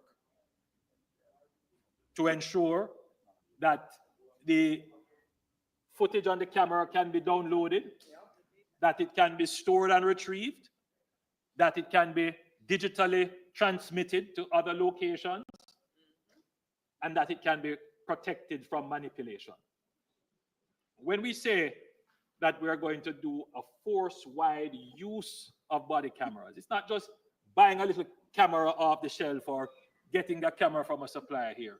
We have to think of and implement a system-wide comprehensive solution. And I'm afraid, Madam Speaker, that sometimes this is just the haphazard thinking that forces government into making wrong decisions. But, Madam Speaker, it's the same thing that we have done with our police cars. You know, we have totally changed the way in which we order and purchase and maintain and use our police cars. We don't buy a police car. We buy a transportation service, a full-end solution. And just to be clear, there are no used cars in what we are procuring.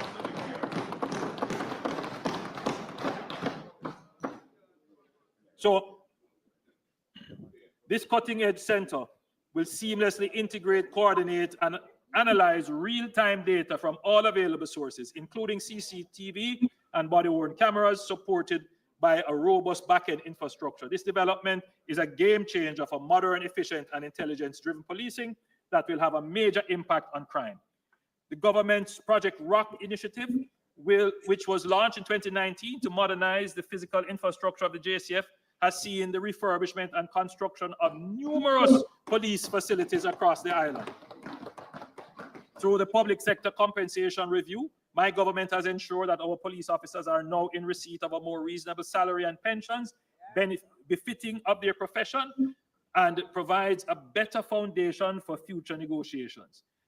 The resulting boost to the morale cannot be overstated, and it has made a career in the JCF more appealing. For the first time in the history of the force, the establishment strength of 14,000 officers has been met. More police officers and more vehicles mean greater coverage of our communities and more rapid responses to threats and citizen emergencies. Since 2021, the purchases of vehicles and the build-out of Jamaica ICCTV systems have been transferred to the capitalized recurrent budget to ensure continuous replenishment.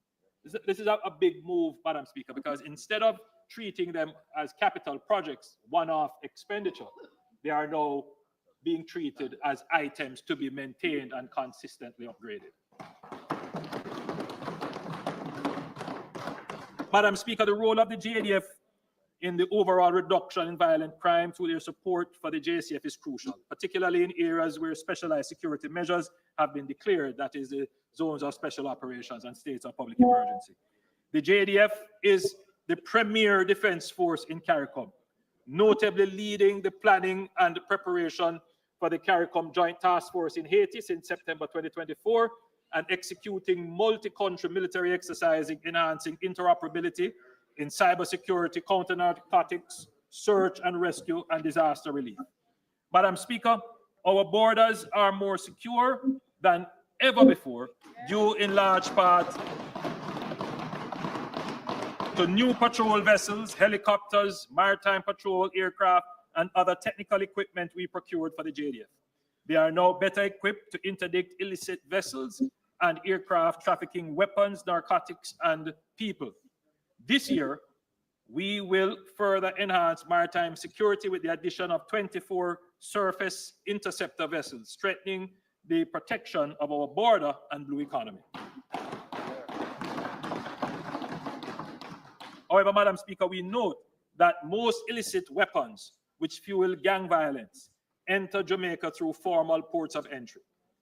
To improve our ability to secure this channel, we have been investing in advanced scanners and enhanced security protocols at all customs, at all areas in Jamaica Customs. And the result is evidenced by major gun finds at our ports in recent times, including yesterday. I would like to acknowledge the Jamaica Customs for their increased vigilance and generally commend the security forces and our partners for increased cooperation, intelligence sharing, which has yielded great results. Every weapon and ammunition kept off our street is potentially a life saved.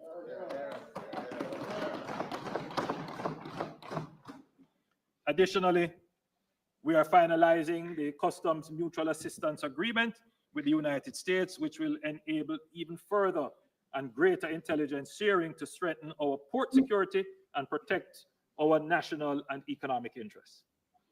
Madam Speaker, data and intelligence confirms that Jamaica's chronic violence is driven by organized criminal enterprises, euphemistically called gangs.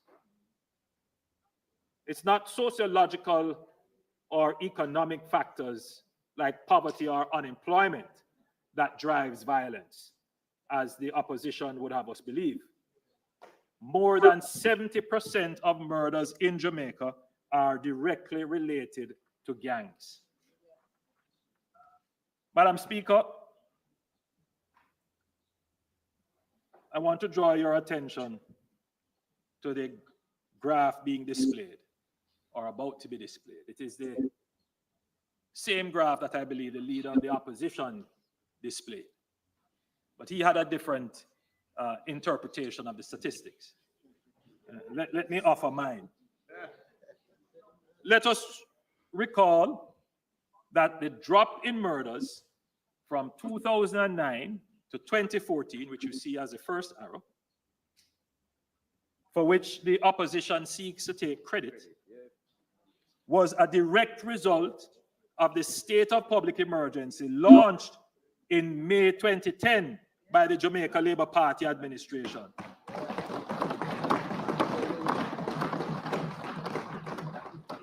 Which dismantled and scattered the gangs and created a 21% drop in murders in 2011. 21% drop in murders in 2011. No other police action has resulted in any such drop.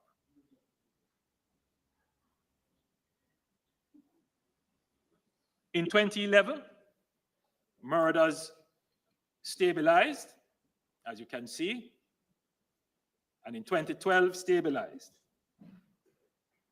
This created a respite where targeted police operations against gangs and violence producers resulted in 2024 having the lowest number of murders in the last 20 years.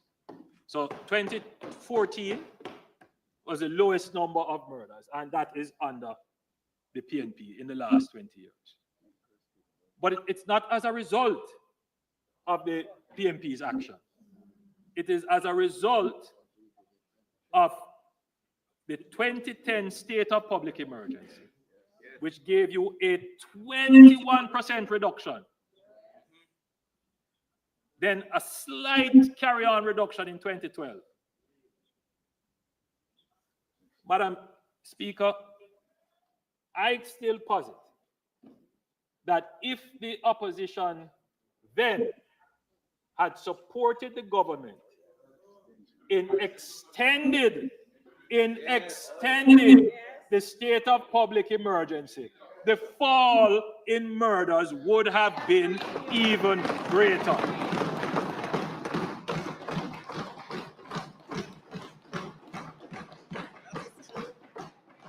So in 2013, there was a little spike in murders. And in 2014, in mid-2014, the PNP introduced the Unite for Change, an ostensible crime-fighting strategy that leaned heavily on social interventions. There was also a change of police commissioners and an apparent change in crime-fighting strategy. By 2015, murders began to rise again under the PNP, even with the much-touted Unite for Change initiative in full effect. The truth, Madam Speaker, is that the PNP shifted focus from targeted operations against gangs and gang leaders and allowed them space to regroup. the number of gangs in the country increased from 200 in 2010 to 350 by 2016. And we saw the impact of this from 2015 through 2017.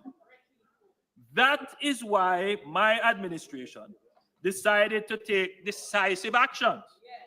We recognize the emergency threat organized criminal enterprises and violence producers pose to specific communities and the country generally. We responded with zones of special operations and states of public emergencies to halt the persistent spiral in murders from 2015 to 2017. The SOEs and zones of special operations were successful in taking back communities from gangs, displacing criminals, disrupting their operations, and limiting their space and opportunity to commit crimes. That's what the SOEs do. This resulted, Madam Speaker, in a 22% reduction in murders in 2018 and a leveling off between 2019 and 2020. The success of the SOEs and the ZOZOs came with the support of the opposition at the time. And I here must give credit to the former leader of the opposition, the Honorable Dr. Peter Phillips, who understood their necessity and supported their extensions. However, since the change in leadership in the opposition in 2020, we have not been able to use the SOEs to full effect. We have used them, but not to full effect. And we saw a 10% spike in murders in 2021. This could have been prevented and lives saved if narrow political interests parading as protecting rights did not blind the current opposition leader to protecting the right to life of the victims of murder by supporting extensions of the SOE. Madam Speaker, in parallel with emergency measures, this administration in 2018 embarked on an ambitious plan to indigenously reform and reorganize the JCF under the direction of a new commissioner, Major General Anthony Anderson, to include development of leadership, recruitment and training of personnel, and the acquisition of material and technology. It was never the intention of the government to rely solely on emergency measures. We used emergency measures to treat with the crime situation, which was over and above the existing capacity of regular law enforcement at the time. And we used the space and attenuation it created to build the capacity of the security forces. Therefore, in 2022, we began to realize the impact of the reforms and capability building investments in the JCF. With improved intelligence gathering, better investigative and crime-solving capabilities, and a return to more targeted and focused strategies on gangs and violence producers, during this period, we saw the interdiction and prosecution of several gangs. Now, a lot of people didn't understand that while the opposition and other, talking heads and so forth were criticizing the government over SOEs, we were quietly taking down the gangs. We brought about 4 major gangs through the court system using the anti-gang legislation, which had never been used before it was passed. We didn't say anything about it before. It was never used when it was passed. Never used. never used. Right? And we now have how many on trial?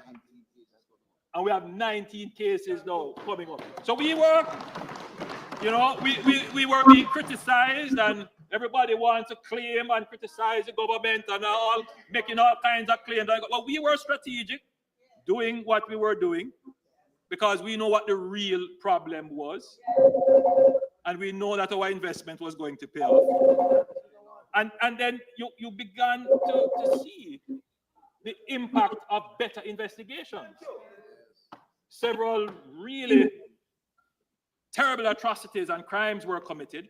And within weeks and months, the member from East Kingston and Port Royal can attest to that. Very effective investigations. So that is as a direct result of government strategy and investment and improvement. So while the opposition and other talking heads were busy criticizing government strategy and policy, we were quietly doing what we know needs to be done.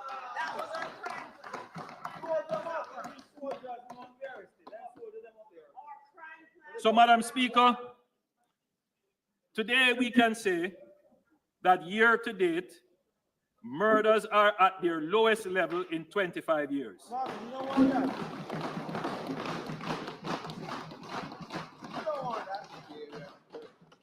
The Minister of National Security tells me that we are 33% behind where we were last year.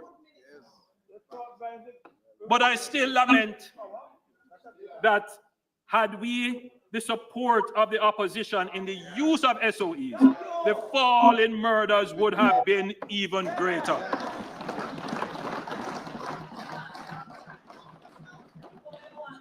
So let me be clear. The PNP, under this leader of the opposition, can take no credit for the reduction in murders. They have done everything possible to obstruct the government. Everything possible to obstruct the government, and now want to stand up and claim credit.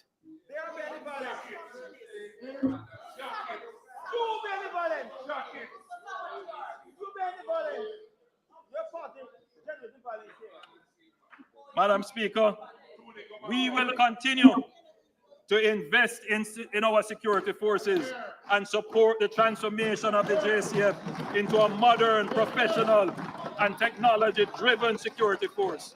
We will continue to target gangs, which account for 70% of murders in the country. If we focus on eliminating gangs, we can reduce our murder rate to below the regional average of 15 per 100,000. And I'm pleased to announce, Madam Speaker, that police intelligence now estimates, listen to this one, police intelligence now estimates that there are fewer than 100 active gangs in Jamaica since the beginning of the year, coming from 350.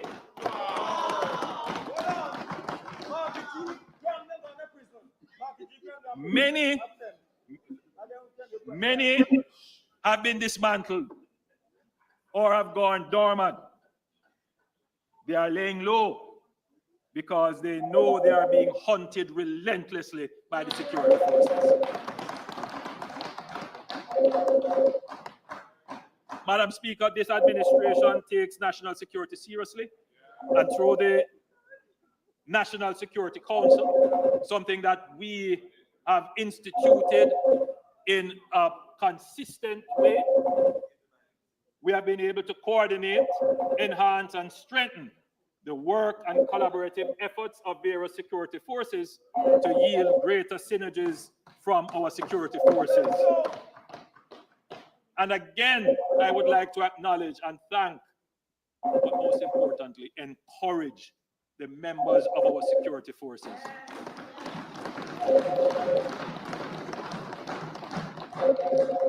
Through their respective heads, the Chief of Defense Staff of the JDF Vice Admiral Antoinette Weems Gorman, CD, Commissioner of Police Dr. Kevin Blake, CD, Director General of MOCA, Colonel Desmond Edwards, and the Commissioner of Customs, Dr. Velma Ricketts Walker, CD.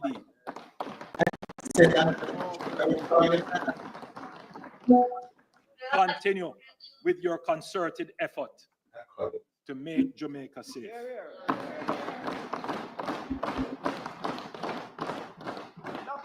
Together, we will eliminate the gangs and bring peace to our country. Madam Speaker, I want to now turn to the people in Aspire. Jamaica's greatest asset is our people. That is why this government continues to invest in education, training, and job opportunities, ensuring that every Jamaican, regardless of background, has the chance to learn, earn, and thrive.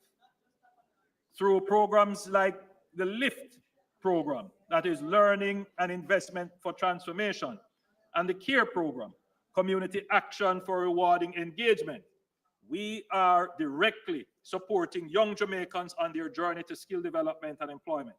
The second cohort of the LIFT is underway, providing education, mentorship, and work experience for youth who need a start. Also, over 1,250 unattached youth across all 63 communities are now enrolled in training under CARE, receiving stipends and transport support to remove financial barriers. Madam Speaker, these programs transform lives. A school leaver from an inner city community or a rural parish can now access training and have a real pathway to a career. Heart touches the lives of everyday people every day. You know, Madam Speaker, I was in Brownstown recently. I just stopped in the town and I saw the Heart outreach workers with a little tent in the middle of the town encouraging people to come and sign up. I was very heartened to see Heart doing that.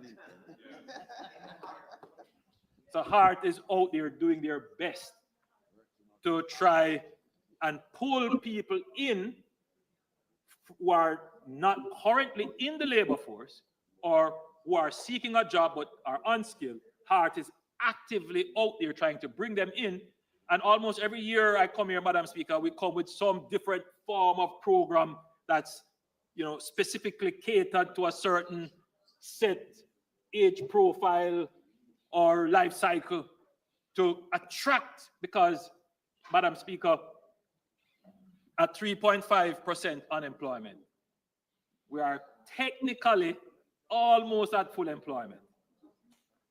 And the leader of the opposition and the opposition spokesman mentioned that the pressure is increasing for us to find other solutions for labor.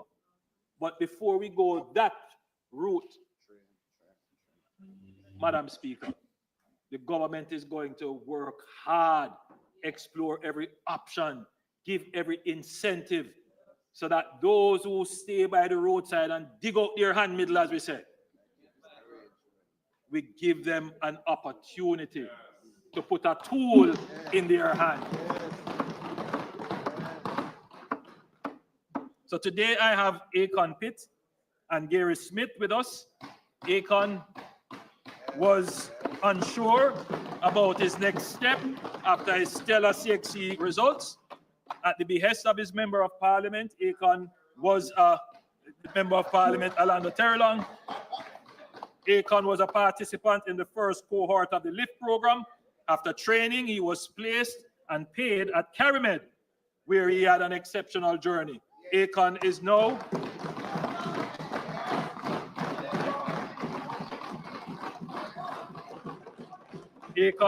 at the Jamaica Cooperative Insurance Agency.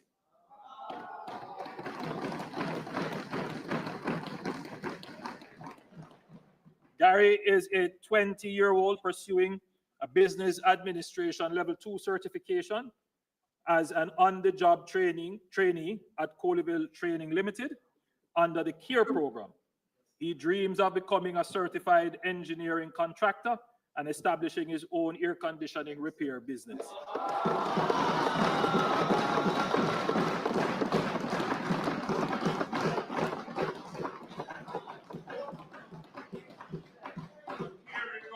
Gary is now closer to realizing his dream. These are both young men that the government has empowered through the Heart Trust NSTA. Akon and Gary are from the community of Gregory Park in Minister Terrelong's constituency in the soon-to-be parish of Portmore.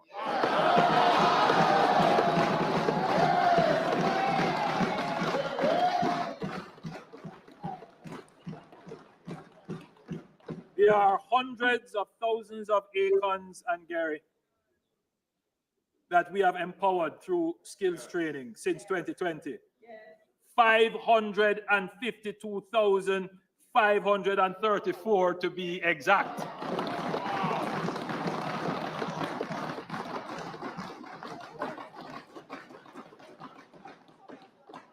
And this is primarily, look, since the elimination of fees, over 150,000 persons have signed up for the various vocational programs at Heart.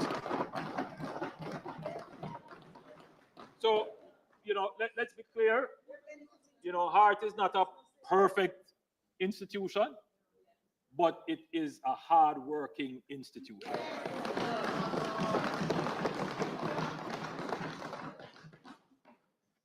Madam Speaker, we have already had significant success in public-private partnerships and the apprenticeship model with the Amber Heart Academy. Nearly 500 youth have graduated specializing in data analytics, cybersecurity, web and app development. Most have secured paid internships with career pathways. 112 JDF soldiers are also now being trained in coding, which will strengthen the JDF's technological capabilities. Madam Speaker, building on the success of this model, I'm pleased to announce an expanded apprenticeship program in critical industries that urgently need more skilled labor. These industries include construction and the hospitality sector. Over the next 2 years, 300 young people will receive paid hands-on training alongside industry professionals. Each participant will earn a weekly stipend of $13,500 to $16,500 with a 10% set aside as compulsory savings. This approach allows our youth to build a career, support their families, and contribute to the economy all at the same time.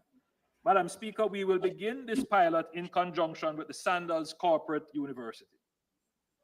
Additionally, later this year, we will establish the Institute of Higher Apprenticeship in partnership with industry and the Inter-American Development Bank.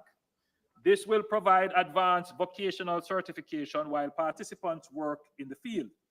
A young person will be able to pursue, let's say, a degree in logistics or a diploma in manufacturing through an apprenticeship track, gaining academic credentials and practical experience at the same time upon graduating.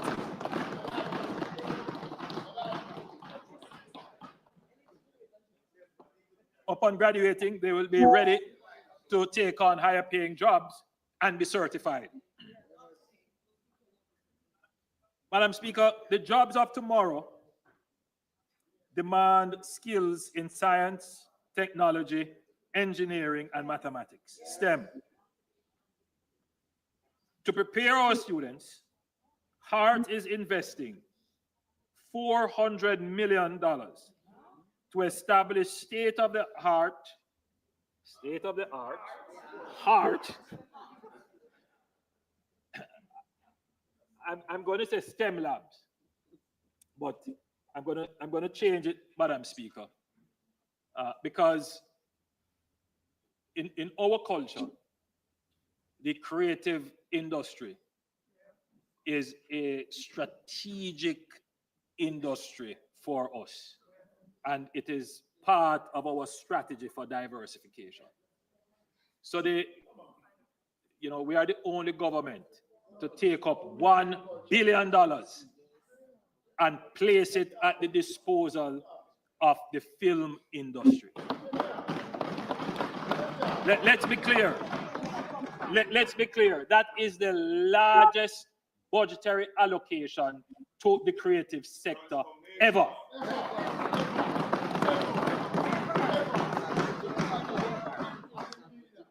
So, let's not get drawn into.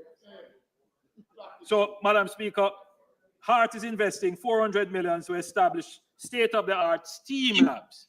So this will also include not just things for mechatronics and engineering and so forth, but also computers for creative designs, for managing sound stages and so forth. So within those labs, there will be a place for persons who would want to pursue the technical elements of the creative industry. So these labs, as I said before, will feature robotic kits, virtual welding simulators, drone technology, hydroponics, and 3D printing, 3D printers, ensuring that our children from all backgrounds can access world-class technical education. To further support STEM talent, we are launching the Boost Building Opportunities for Outstanding STEM Students program. Beginning in April 2025, HART graduates in level 4 STEM-related courses will be eligible for a grant of up to $300,000 to purchase specialized tools, software to start their business.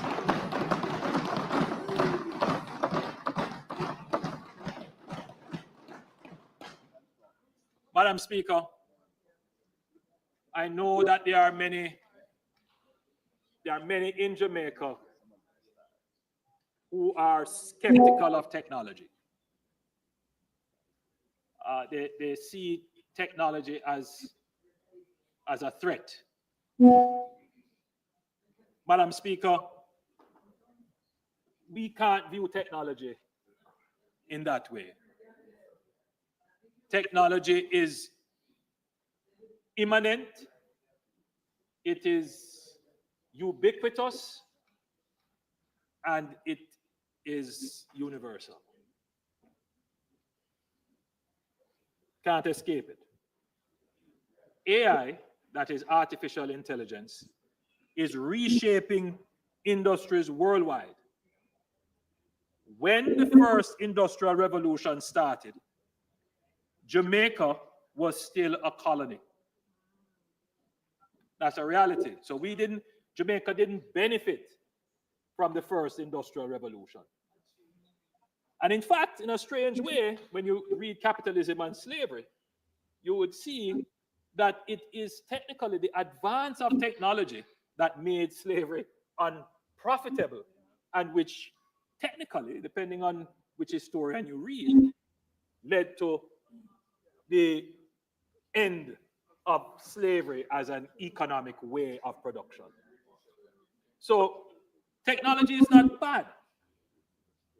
Technology is a liberating tool if you approach it the right way. So, Madam Speaker, when the information industrial revolution came about, the information age, which is not more than 50 years old, Jamaica was still trying to industrialize. So we missed another wave of technology as a colonial developing country. We are now in the 5th industrial revolution, and Jamaica cannot afford to be left behind. Technology provides the ability to leapfrog, and we must position ourselves to do so. I have given directives to the Minister of Education to ensure that AI is prominent in our national training and development strategy, which is why we appointed an AI task force.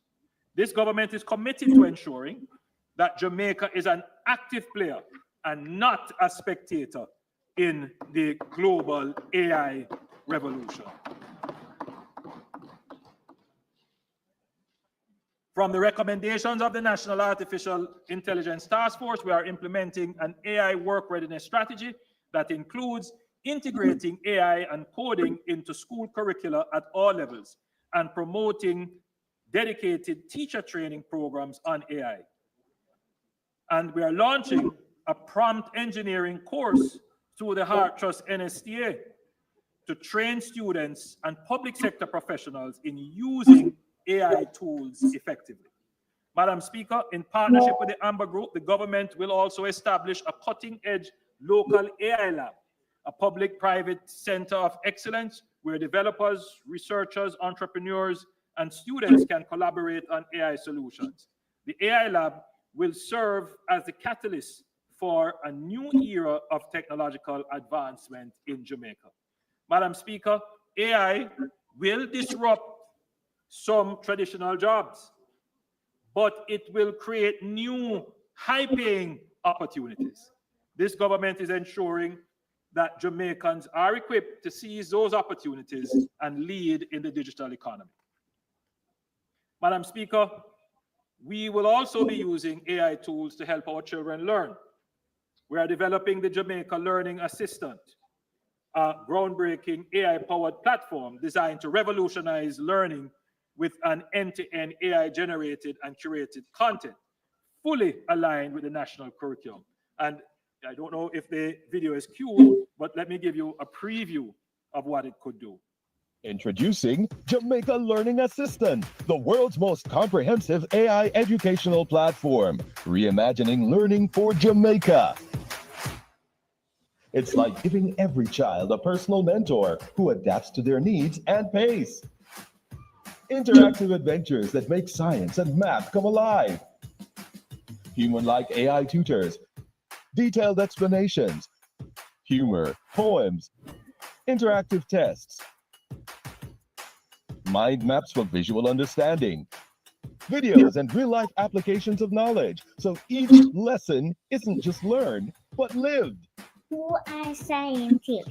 Scientists are people who study the natural world using observation, experimentation, and reasoning. Teacher, tell me a joke about scientists. Why did the scientists bring a ladder to the lab? Because they wanted to reach new heights in their research. Come with us as we transform education for all our children.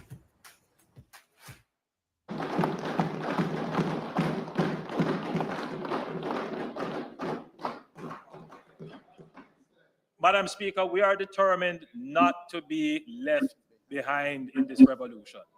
So we are going to be early adopters of the technology. And I encourage all parents, if you haven't yet done so, download one of the artificial intelligence apps, play around with it, ask it questions. You will be surprised how well structured, coordinated, and in-depth the answers you receive are. You would be surprised how you can train these AI bots to do specific tasks. So I would encourage all Jamaicans not to fear AI, but to develop an inquisitive mind about it. Let us not become spectators while another wave of technological development is going on. Let us ride that wave.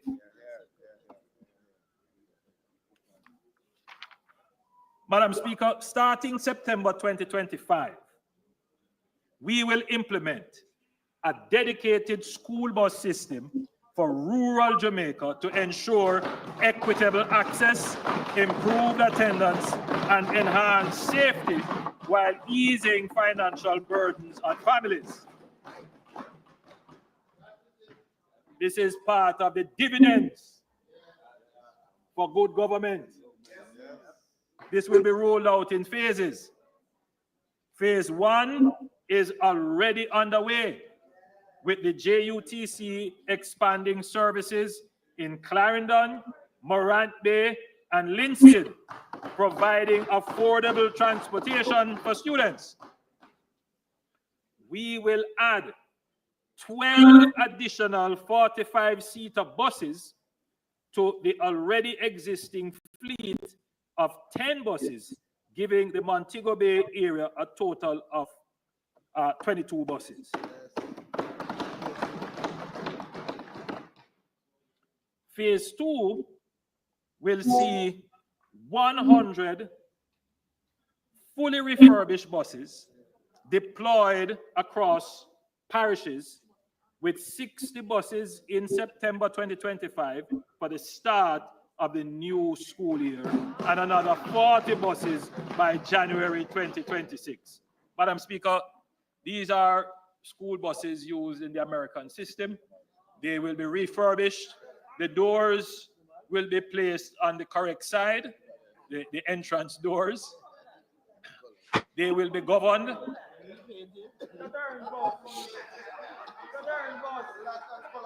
Look here.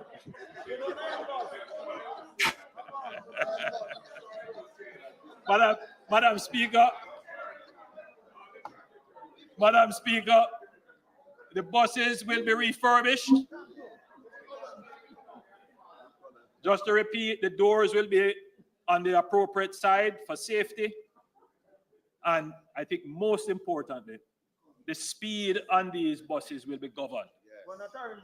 So they won't be able to drive above a certain set speed to ensure safety of the children.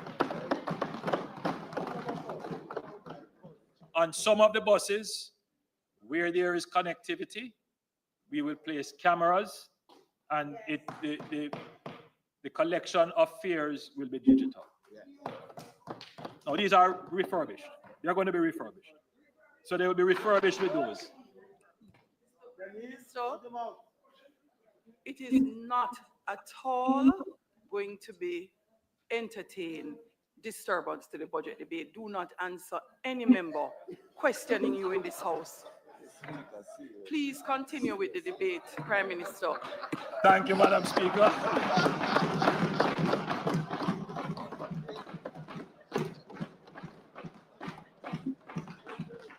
So this marks a transformative step in making school transportation safer, more reliable, and more affordable for Jamaican students. Others talk about it, but we do it.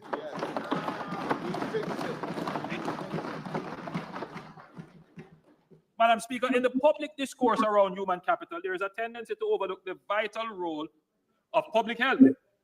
A healthy society is a productive society, and so the reverse is also true. I'm not here going to deliver the extensive presentation, which I know that the Minister of Health will deliver in the sectoral debate, but I could not let some accusations from the opposition leader go unanswered. It is clear that the opposition leader forgot what his government left behind in 2016 in healthcare, a system described by his spokesperson, his current spokesperson on health, as so broken down that surgeons had to don garbage bags to conduct surgeries. Today, we accept we are not perfect, but we have come a far way since that time. He has no moral authority to lecture us on the progress we have made since they left the healthcare system in shambles. Imagine how we would have feared if they were the government when the COVID pandemic hit us. Here are some of the truths about our health system today. There are more posts for doctors. There are more posts for nurses, more hospital beds, and there are more hospital beds to come.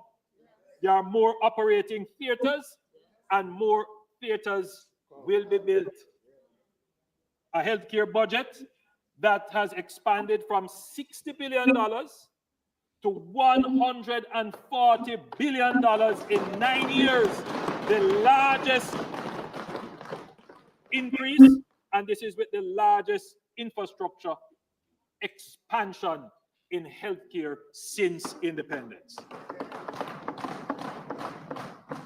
Madam Speaker, we agree that prevention is better than cure. They make light of our pre-screening program, Know Your Numbers. Well, after a year and a half of over 220,000 tests, after a year and a half, we have conducted over 222,000 tests. And this, Madam Speaker, is saving the lives of many Jamaicans. Because as they know, they are able to take corrective action. Madam Speaker, our investment is the most of any government in healthcare, and that is a fact. Madam Speaker, this government has invested significant sums in water. As I now turn to the I in Aspire, 150,000 Jamaicans now have improved water supply through our investments over the last 5 years.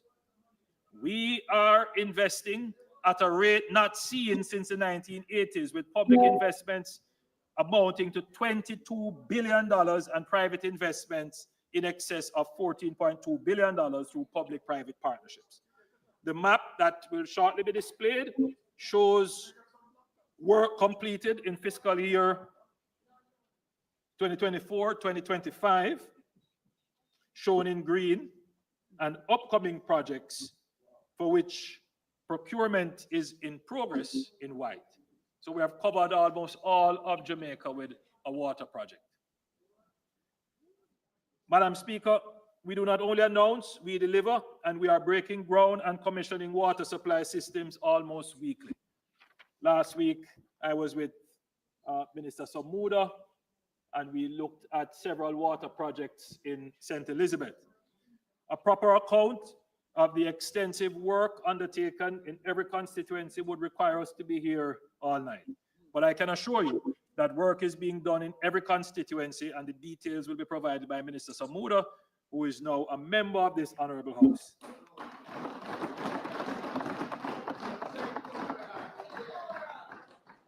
Minister Samuda will also give an update on the environment and climate change.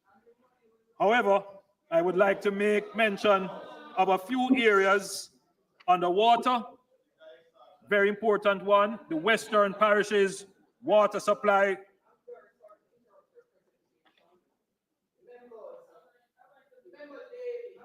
Can't sit in the house and keep shouting and speaking to the member on their feet. It is the member from St. Catherine.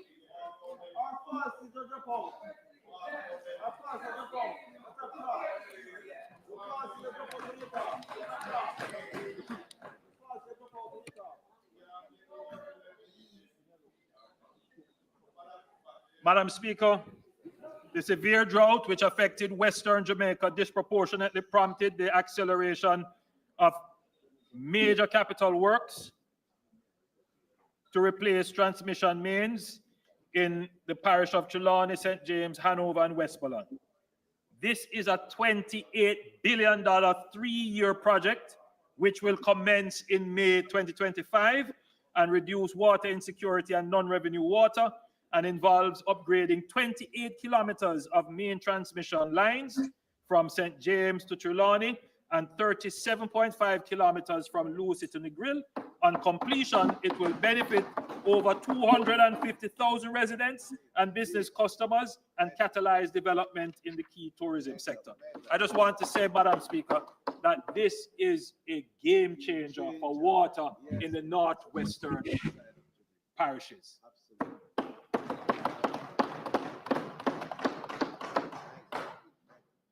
Madam Speaker, 6 major projects funded by the Caribbean Development Bank are being undertaken by the Rural Water Supply Limited which will significantly improve access and transform the lives of more than 38,000 Jamaicans in rural areas of Southeast, Western St. Mary's, Southern Trelawney, Northeast St. Elizabeth, Eastern St. Thomas, and Northwest St. Anne. Currently, the Rural Water Supply Limited and the CDB are finalizing the necessary documentation for procuring design services, with the advertisement expected to be published in March 2025.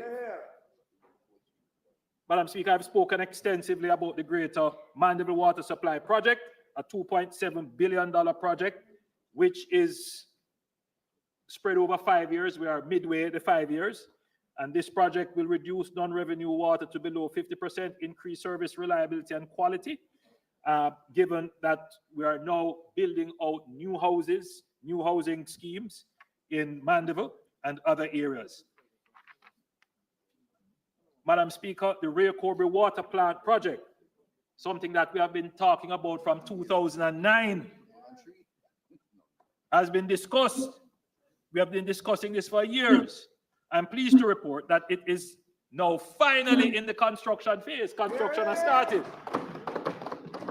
And we are targeting completion by the end of 2026. Others talk about it, we deliver it.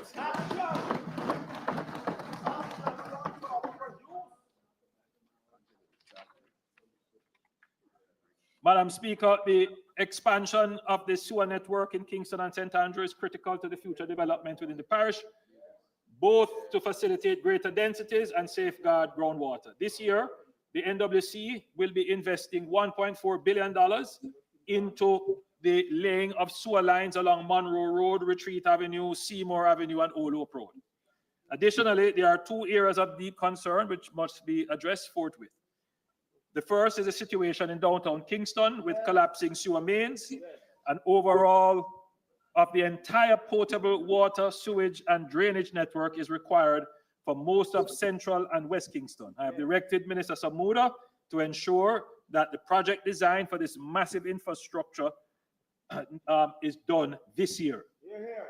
I have further directed that $450 million be immediately deployed to the worst affected areas within the Market District to provide immediate relief. The NWC has also commenced procurement of an additional HVAC truck to be stationed downtown to ensure that any blockages that emerge are immediately dealt with. Madam Speaker, the infrastructure is old. It is aging and collapsing. Decades of no investment. It is now showing. And it is this administration that is finding the economic wherewithal to deal with the maintenance of these critical infrastructure. Madam Speaker, I just quickly want to say that we have now started the distribution of the Black Tank program. MPs are now collecting and distributing tanks in their constituencies. We hope that that can move very quickly to mitigate any impact of drought that may occur later in the year. Madam Speaker, in November 2024, I announced that the NWC would provide an amnesty to customers cut off from the utility for more than 6 months. The amnesty has benefited pensioners, PATH recipients, and members of the disabled community with up to 100% reprieve and up to 50% for other categories of customers. As at March 14, 2025, over 21,000 customers had engaged in the process.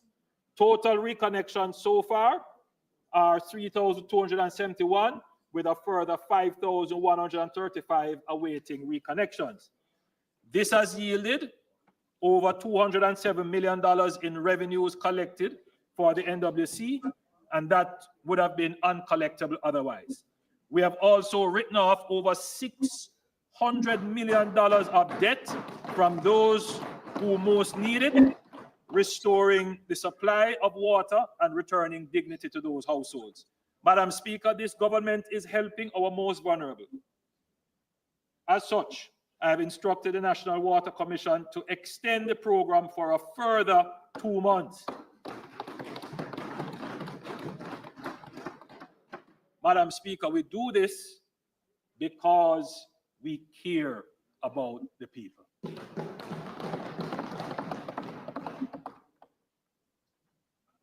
Madam Speaker, a strong road network is vital to a thriving economy. This government has taken bold steps to modernize roads, enhance resilience, and ensure sustainability. Madam Speaker, the Southern Coast Highway project is now 95% complete. The remaining segment from Yallah's Bridge to Port Antonio and Morant Bay to Cedar Valley will reach completion in June 2025. This transformative project has delivered 141 kilometers of reconstructed roads, 248 kilometers of water pipelines, and 140 kilometers of fiber optic ducts, significantly enhancing connectivity and essential utilities. The truth is, Madam Speaker, what we have done for St. Thomas is to reverse decades of institutional neglect. St. Thomas is now set for takeoff.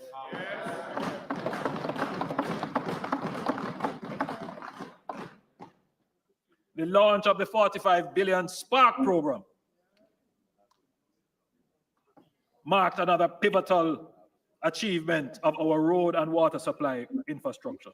For the first time, all constituencies had an opportunity to provide an input, and as I had committed, construction work began before the end of 2024 with the rehabilitation of Everest Drive in Harborview. Since then, work orders have been issued covering 126 roads across 63 constituencies. Within the next 6 weeks, we have programmed for construction to begin on another 126 roads, representing the largest single event of road construction in the history of independent Jamaica. That is 252 community roads to be completed by October this year. And Madam Speaker, the member from East Kingston and Port Royal can attest to it. He can attest to it. Road is going on in this constituency. The special CapEx program represents a strategic push to modernize our urban infrastructure, integrating road, drainage, sewage, and broadband upgrades to enhance safety, traffic management. Under this program, Grange Lane, I toured Grange Lane recently in Portmore, and it is 90% complete, with the next major project being the dualization of Brayton Road and sections of the Helsha Maid Road at a cost of $2.4 billion. We are making investments in the new parish of Portmore.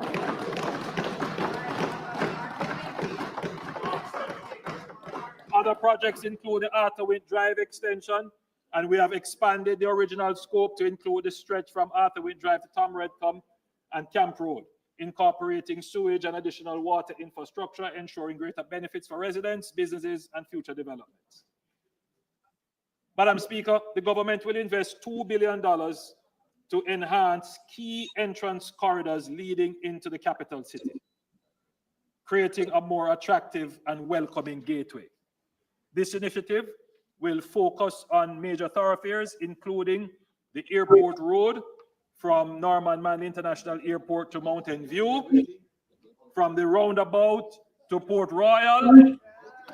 Well, you know, the member again from East Kingston and Port Royal, several years ago, came to me and he pointed out that his government had budgeted or projected to do that program. But the truth is, it didn't get done. And I have committed, Madam Speaker, that the road really deserves to be done. No political issues here. That road is the entrance to the city. And it is in a deplorable condition. So that road will be done. So that's one of the roads to be done. We will be doing as well 6 miles to Dunrobin Avenue and 6 miles to the Portia Simpson Miller Square through to downtown via Spanish Town Road.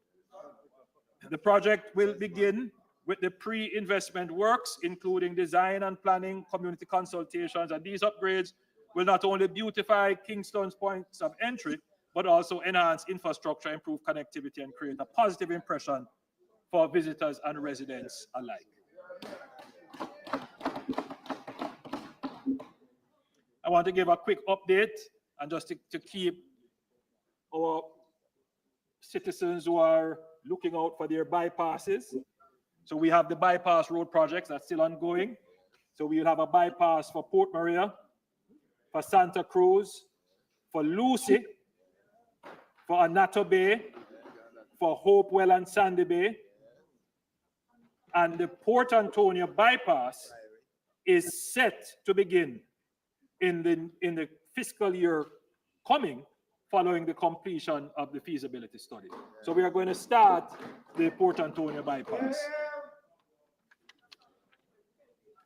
Madam Speaker, under the accelerated bridge renewal project, we are upgrading and replacing over 55 critical bridges. Work on the Craig Mill Bridge in Portland is set to begin early in the new financial year. As part of the project, a pedestrian bridge will first be built to restore foot traffic for the community, which is now cut off. The House will be happy to hear that the Troy Bridge is now approximately 50% complete. Other key projects including Spring Village Bridge in St. Catherine and Alley Bridge in Clarendon. New bridges under development include in Westmoreland, the Southwood Bridge, or Barham in Westmoreland rather, Southwood in Clarendon, and Guanabo Vale in St. Catherine. Toll roads. Madam Speaker, let me now speak on toll roads, which is a critical aspect of our improved connectivity, productivity, and efficiency. We know that long waiting times at toll plazas can cause costly delays, frustration, and impact the nation's productivity.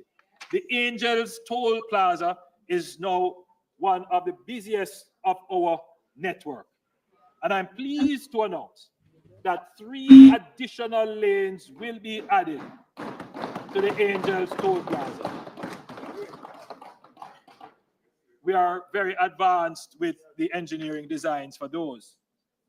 A longer term, more transformative change will be the introduction of open road tolling. This is a state-of-the-art system that allows vehicles to be charged electronically without having to stop at a toll booth. This system is widely used across the world and has proven to be faster, more efficient, and more convenient. The Montego Bay Perimeter Road will serve as the first road to have this system. Let me give a quick update on the Montego Bay Perimeter Road, which includes the Long Hill Bypass and critical upgrades to Barnett Street and West Green Avenue. For residents in the Long Hill area, you would have already noticed that clearing works have commenced. The initial concept of the Long Hill Bypass considered 2 lanes. However, the government has taken a strategic decision to expand the roadway to 4 lanes. So the people in that side of Jamaica, St. James, Hanover, Westmoreland, that would rely on that very important corridor, which is now an obstacle course. When this is done, they will have a 4-lane highway. Additionally, works on the Montego Bay Bypass are progressing rapidly, with earthworks at a very advanced stage, and the Montego Bay River Bridge, which I toured recently, is 95% complete. That's the highest and longest bridge in Jamaica, an impressive piece of infrastructure. As of today, the overall project stands at 55% complete. Once finished, this network of roads will significantly ease the long-standing traffic challenges in Montego Bay and open up new areas for development, fostering greater investment and economic activities. Jamaica's North Coast, Madam Speaker, is booming. The Miami Bay area has emerged as a new urban corridor between Ocho Rios and St. Ann. It is also a critical tourism corridor. And in recent times, it has become an area for residential communities. Effectively, the corridor, which is supposed to be part of the North Coast Highway, is now serving as the main boulevard to a town, with several ingress and egress from local roads. The corridor now handles traffic coming to and from the North-South Toll Road, traffic moving between Ocho Rios and St. Anne's Bay, and local traffic moving within the various businesses and residences along the corridor. This has created a significant traffic hazard for residents and commuters, which will stifle the natural development energy in the area. This situation would be further complicated if we should proceed to widen and improve the existing roadway without having an alternative in place, as there are no other viable alternatives. We have learned our lesson from the South Coast Highway Improvement Project, which created significant dislocation to residents in St. Thomas as we fixed the road while they were using it. This dislocation and risk to residents, businesses, and the government would be far more costly in this case.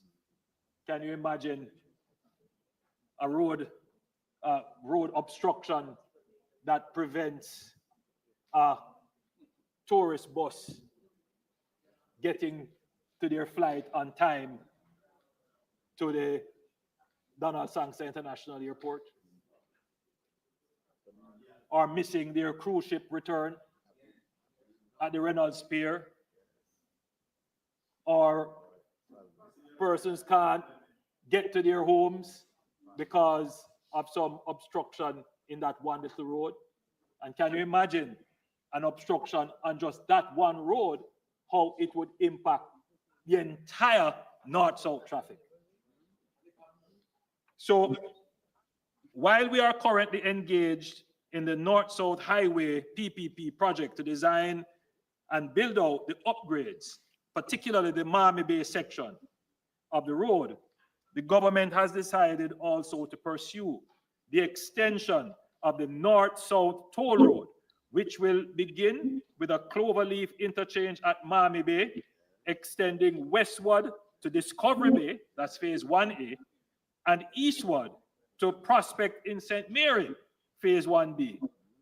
So this, Madam Speaker, is a major infrastructure development that will allow you to go around Ocho Rios and to go around the Miami Bay area and Prairie. And that, Madam Speaker, will increase the natural urbanization energy which exists in that corridor. Now you're going to see the expansion of businesses along that corridor, the expansion of houses in the Draxall area, but it also takes off the congestion out of Ocho Rios so that Ocho Rios can truly develop as a tourism town.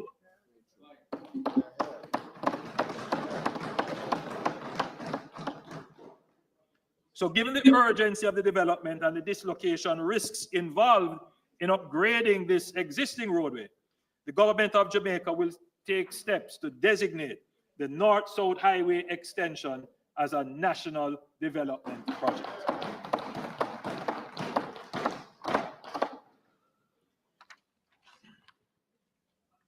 Madam Speaker, for decades, road maintenance in Jamaica has suffered from issues of fragmented responsibility among the NWA local municipal corporations and the Ministry of Agriculture, as well as inadequate preventative maintenance. For years, multiple agencies have been responsible for different aspects of road upkeep.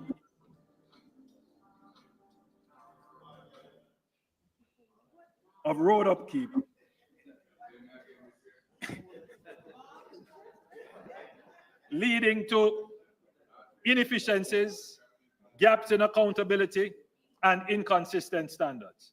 Additionally, a lack of structured preventative maintenance has resulted in roads deteriorating faster than they should, increasing the burden of costly emergency repairs. This reactive approach is neither sustainable nor cost-effective. We are therefore undertaking a strategic review of road maintenance with a focus on institutional governance arrangements to give consideration to the possible establishment of a single road authority to streamline governance and oversight. With this in place, we can have clear lines of enforcement against persons who destroy our roads. It is particularly disturbing to see concrete spilled on our roads and no accountability for clearing and restoration.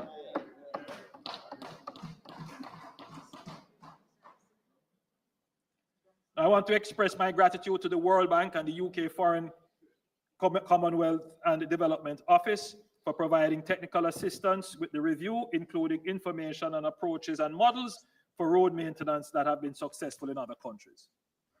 We are also integrating geospatial technologies and AI-driven solutions to improve planning and efficiency.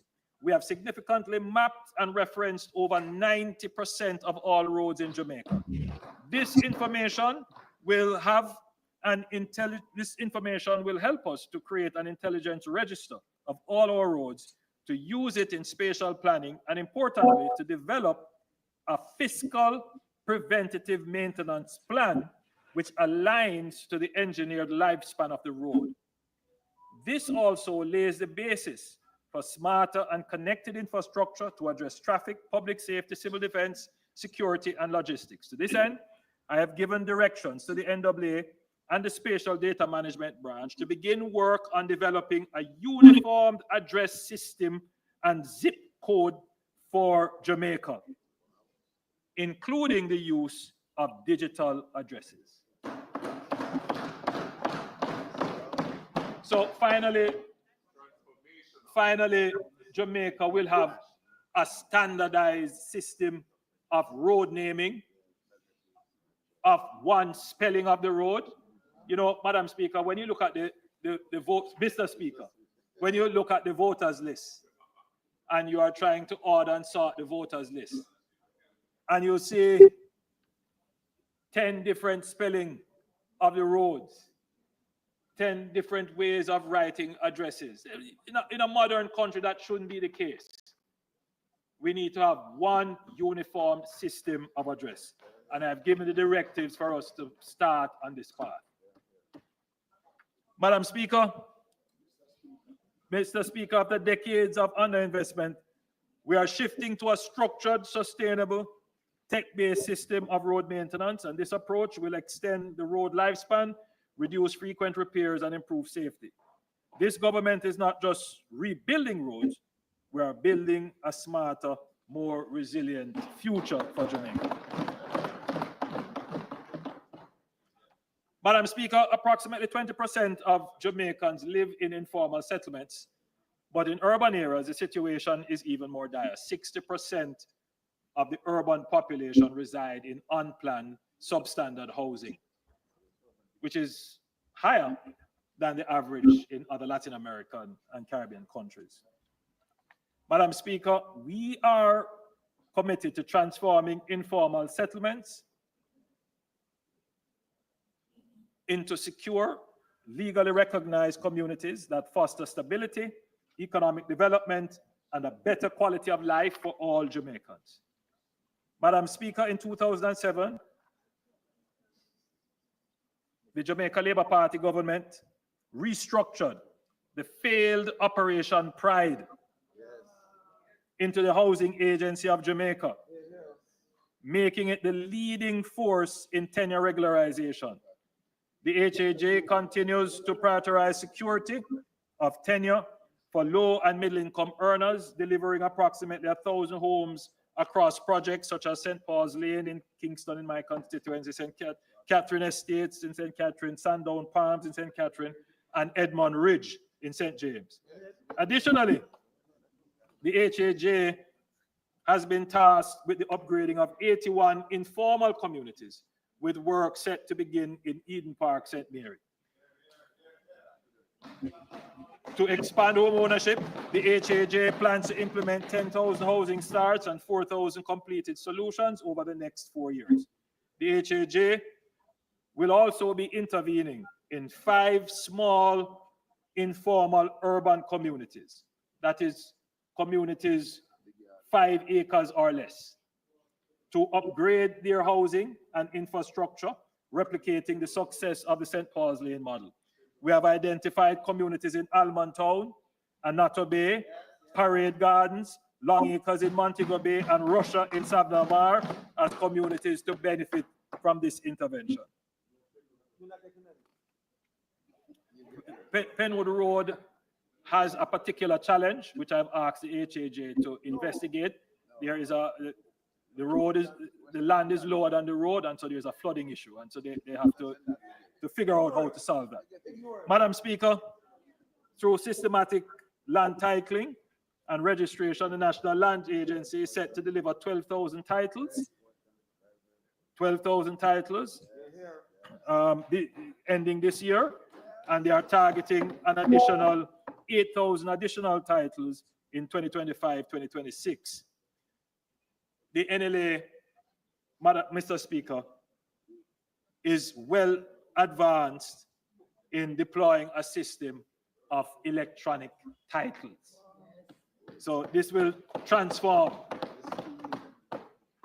the whole issuing of titles and the speed of issuing of titles in Jamaica. In fact, they are expecting to start by 2027, 2028. We are now ready to use systematic titling to regularize parcels in urban areas, starting with a pilot in Kingston and St. Andrew. And to support this expansion, we are increasing the number of commissioned land surveyors through an apprenticeship program at the NLA, with plans to train 33 student surveyors and equip them with modern surveying instruments. Additionally, a geospatial training center developed in partnership with the Government of Korea will enhance land survey capabilities, using advanced unmanned drones to expedite cadastral mapping and land registration. Mr. Speaker, a substantial number of communities across Jamaica have shared facilities, which necessitate shared management of expenses. There is an increasing effective demand for these types of developments as Jamaica has steadily moved towards a stable and prosperous economy. Unfortunately, as experience has shown with strata properties, these communities are plagued by numerous challenges that can only be adequately addressed by new legislation. The government has heeded the numerous cries for help, and Madam Speaker, as promised in my 2024 budget presentation, the long-awaited registration shared community bill was tabled in the House of Parliament on March 18, 2025. Commitment made, commitment kept. This act, when passed, will provide a clear legal framework to govern all new and existing communities where their proprietors own common real estate or any other facilities and amenities. Madam Speaker, I encourage property owners to review the legislation and provide any feedback where necessary to ensure it adequately addresses your needs. Mr. Speaker, beyond the regularization of existing settlements, we are also building entirely new planned settlements to provide high-quality, affordable housing for Jamaicans. The Bernard Lodge project was the first of this large-scale master plan development and represents a new era in sustainable and structured community development in Jamaica.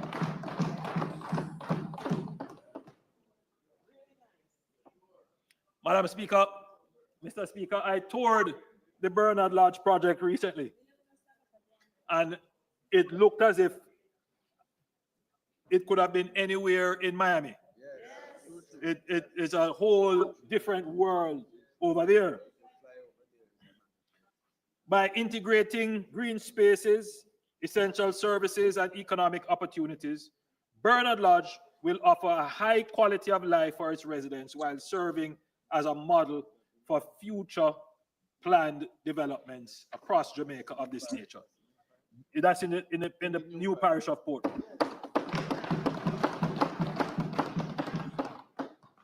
So, Madam Speaker, already to date, 6,000 units have been completed or are under construction. And they are moving at a rapid pace. When it is all finished, there will be about 15,000 homes. It will be the most modern community in Jamaica. And we have the pleasure of being the founders of that community. Madam Speaker, the next planned development of this kind will be in Innswood. I have given directives to the NHT to lead a multi-agency team to undertake the master planning for lands at Innswood, in addition to lands slated for development along the St. John's Road corridor. And let me say, Madam Speaker, the St. John's Road corridor is another corridor of significant traffic congestion, particularly on a weekend, because there are two large cemeteries in that area, but there are also large communities in that area. In fact, there is a community called Naysbury Grove, a community that was founded under the Operation Pride scheme, where the people were given lands. You know, it is really sad when you go there. There is no infrastructure. There is no real titling, no roads. The people have just been left there. If the objective of Pride was to give people land and give them dignity, it failed miserably.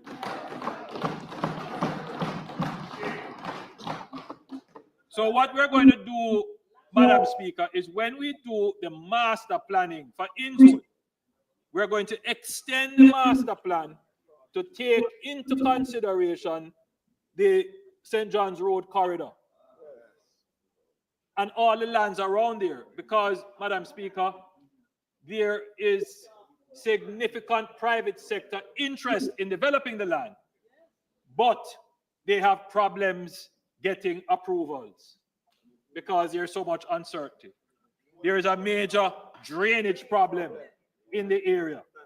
And so what we're going to do, Madam Speaker, is to do a comprehensive development plan. And therefore, we will call the area the Greater Innswood Development Area. So that, Madam Speaker, will be the next Bernard Lodge. It will take about a year and a half to do the master planning, to secure approvals, the general approvals, to mobilize resources, to treat with the necessary drainage, to deal with the roadway, and then to where we have lands to go through a process of divestment, and then to deal with common infrastructure. And Madam Speaker, I am certain that we will be creating the second most modern community in Jamaica, in Innswood.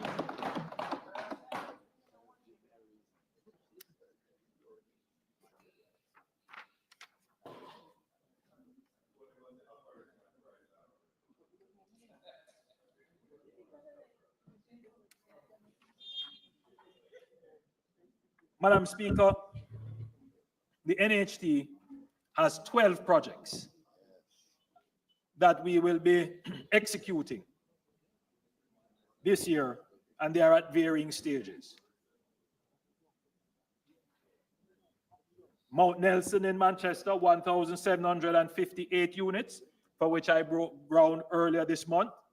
Galena in St. Mary, 360. Dry Valley in Trelawney, 1,560. Brampton Farm, St. Catherine, 2,000. Spot Valley, St. James, 418. Carlsberg in Clarendon, 200. Chantilly in Westmoreland, 135. Friendship Oaks, Phase 2, St. Elizabeth, 543. Longville Park Pen in Clarendon, 2,077. Barrett Hall in St. James, 1,565. Roselle in St. Thomas, pay attention to that one, 660. And Nonsuch, St. Mary, 46. Planning and designs are also underway for schemes consisting of 10,598 solutions, including 5,000 solutions in Longville Park, in Longville 4, Clarendon. Madam Speaker, the NHD will commence construction on more than 19,575 solutions across all parishes over the next 2 years and continues to acquire land for new development. Madam Speaker, one of the challenges that developers face is that advances provided by the NHD are insufficient to cover large initial capital outlays required, as infrastructure can account for some 20 to 25% of overall project cost. Therefore, the NHD is revising its NHD financing program to enhance flexibility in the release of payment advances. In addition to the current mobilization advance of up to 5%, the NHD will provide an additional 20% for developers and 15% for the guaranteed purchase program to reimburse developers at different stages of the project as key infrastructure milestones are reached. Madam Speaker, this is necessary to increase funding for development. Additionally, Madam Speaker, in order to address the difficulty of identifying and accessing large tracts of land for housing in some areas, especially urban and semi-urban areas, the NHD will seek to partner with owners of small parcels of land under the Small Development Partnership Program. This initiative will see the NHD providing project funding and the technical and construction expertise, while the landowner will offer their property as their equity for the development. The proposed properties must be zoned for residential purposes and have access to the requisite support infrastructure, potable water, electricity, sewage. This is targeted at houses for low-income and affordable segments of the housing market. Therefore, the selling price of the units must be under the price point set by the NHD. Madam Speaker, this initiative is going to be a game changer for resuscitating communities that are suffering from urban blight. So what this is doing is, Madam Speaker, so if you have a community where somebody has a half acre, a 3/4 acre of land, it's depressed, they can approach the NHD and say, partner with me to develop this into smaller housing solutions at more affordable prices. And if we get this done in mass, communities like Central Kingston, Grants Pen, West Kingston, you name it, communities that are already structured, they have roadways, the water mains are already there. In some cases, sewer is already there. Then what you would see is developers, well, they may not be developers now, but people who own land in those communities who would not be able to go and approach a bank because the bank would say, this is not a bankable property. But now they could approach the NHD and the NHD would facilitate the development, even purchase the homes from them and then resell them. Now, once you start to get that in mass, you can start to transform entire areas, but with a lower infrastructure cost, because the roads are already there. They just need to be patched. The water main is already there. So that is the thinking behind this strategy. And I'm certain that this is going to instigate a transformation of some of the communities.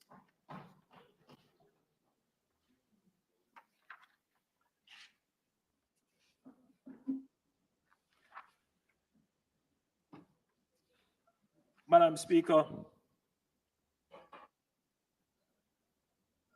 there are so many initiatives that I'm afraid I will have to skip through a few of them, but let me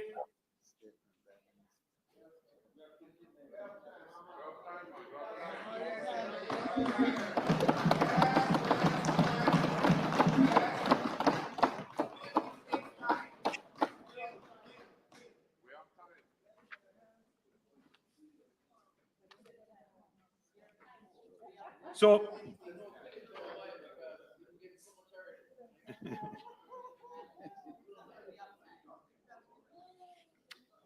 currently,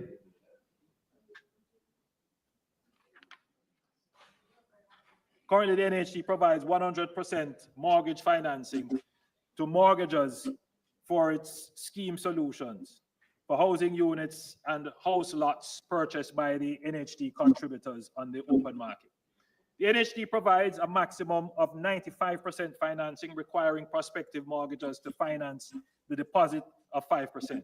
The inability to find the deposit for property figures prominently among the impediments to homeowners. Therefore, commencing July 1, 2025, for contributors who earn less than $30,000 weekly, the deposit requirement on open loan markets, on open market loans will be reduced to 2% if the housing solution being acquired is priced at or below $14 million.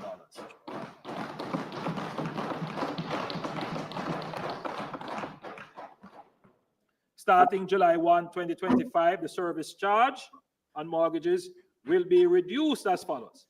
For prospective mortgagors who earn $30,000 or less each week, their service charge will be reduced from 2% to a loan, will be reduced from 2% of the loan amount to 0.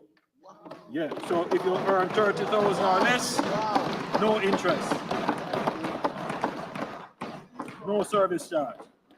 And for prospective mortgagors earning between $30,000 and $42,000 per week, the service charge will be reduced from 5% of the loan to 2%.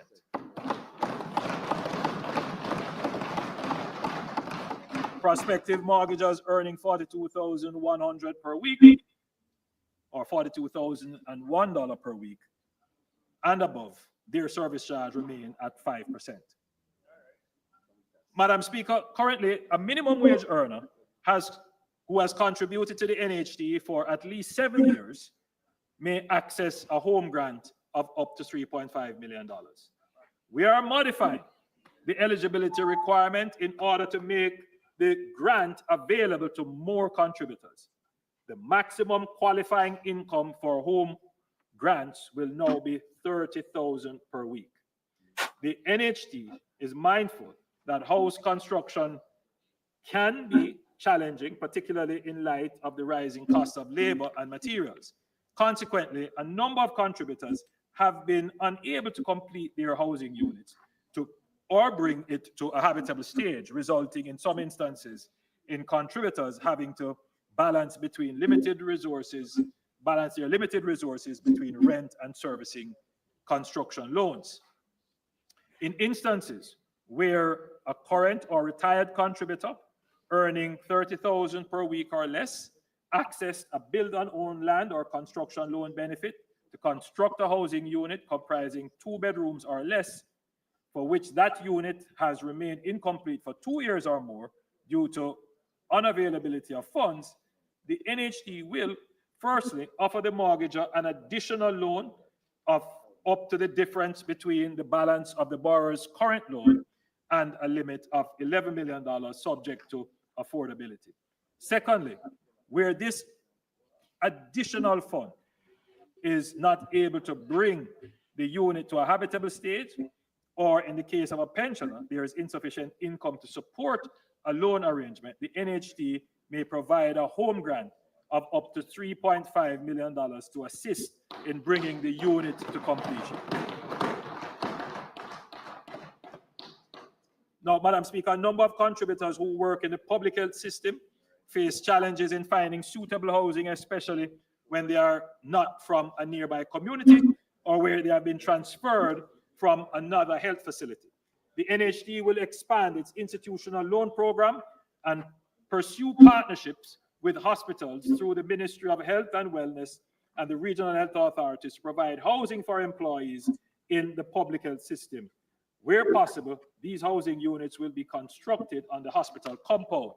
The NHT, yes.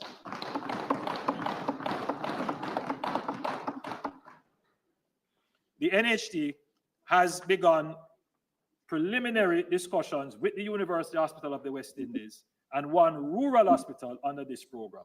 So we're going to see some houses, Minister Tufton, finally built for our doctors and nurses.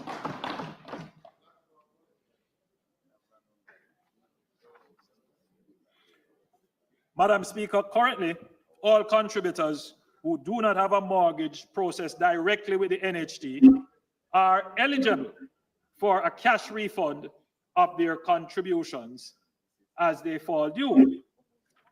Public sector workers are, however, able to access cash refunds even while servicing a mortgage. This option is not currently available to private sector mortgagors. Effective July 1, 2025, private sector mortgagors will have the option of either a cash refund or the application of their refund amounts to their existing mortgage obligations, provided that the loan is free of arrears. Madam Speaker, this will be assessed on a year-by-year basis based upon the NHT's cash flow position. But this is big. This is big. A lot of people, look forward to their refund. Now they will be able to, the private sector persons who have mortgages will have the same options as the public sector workers. Effective July 1, 2025, the NHT will reduce the waiting time for accessing home improvement loans from 10 years to 7 years. So, yeah. So before, you would have to wait 10 years before you could get another home improvement loan. Now we have cut that, and we have increased the loan limit to 5 million from 3.5 million.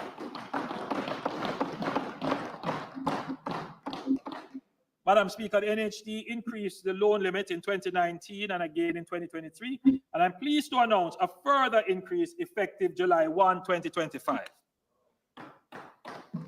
The individual loan limit will be increased from 7.5 million to $9 million.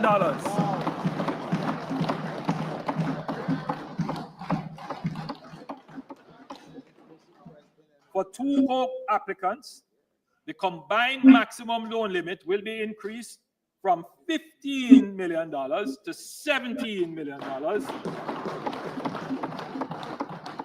And for three co-applicants, it will be increased from $21 million to $23 million. Madam Speaker, if an individual mortgager is purchasing a unit at 14 million or less, the NHT will lend that individual up to $12 million subject to availability.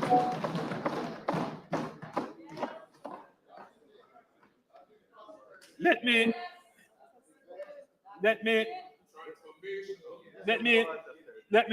let me explain that a little bit. Each time we increase, we notice, Madam Speaker, that each time we increase the loan limit, we notice an increase in the price of houses. It is the most frustrating thing. And yes, it is a matter of economics. When you increase effective demand, then more people are chasing houses than there are houses in the market. The competitive system is going to increase the price. So what we have done is to give a greater loan limit for houses that are going to be at what we call affordable price point. And the affordable price point for the NHT is $14 million. In fact, Madam Speaker, we have given a policy directive to the NHT that all their resources should now be directed at producing houses that are around this price point.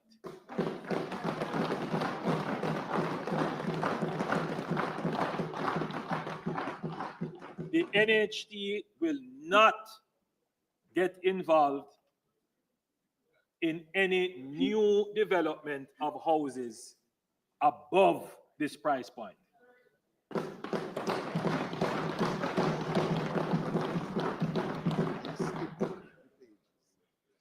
So, very important, Madam Speaker.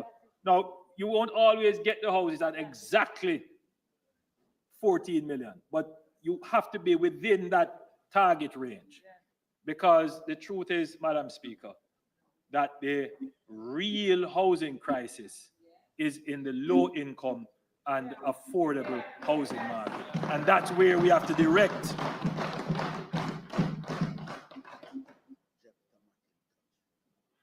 So, for construction of houses so just to be clear, Madam Speaker, if an individual mortgager is purchasing a unit priced at 14 million or less, the NHT will lend that individual up to $12 million.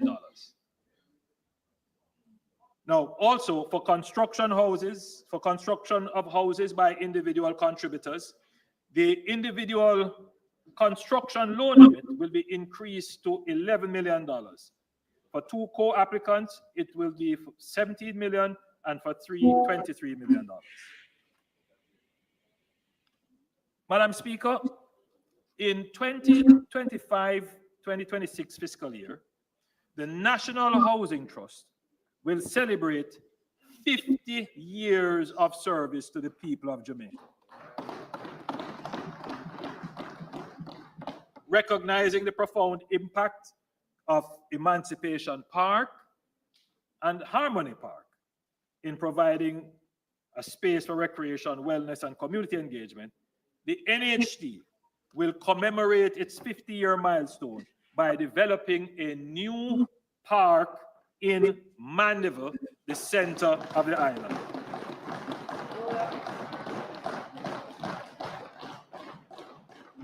So, Madam Speaker, I'm officially announcing the third parish park. Yes, that will be in Mandeville. Additionally, for this special year of the NHT, the Trust will also award 50 scholarships. 50 scholarships instead of the 10 that we usually offer. We'll give 50 scholarships this year in various subjects.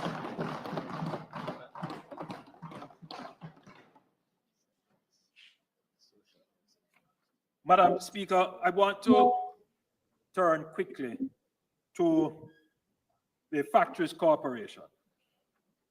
The Factories Corporation of Jamaica, the FCJ, continues to drive major projects that enhance productivity and capacity for economic growth across the country. The Factories Corporation of Jamaica is playing a critical role in modernizing town centers across the island. The Morant Bay Urban Center faced great skepticism from some, but now it is nearing completion. And I passed there, and it is looking really good, Madam Speaker. In fact, the demand for space there is such that they are going to be constructing an additional 2 buildings, and they have purchased lands to create a small and micro business park.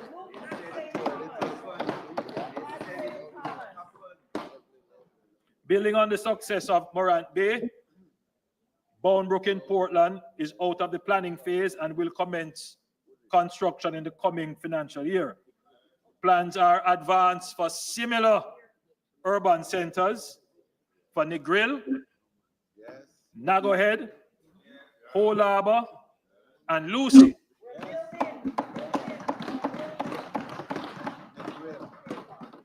These projects will bring modern infrastructure, commercial opportunities, and essential services to communities across Jamaica.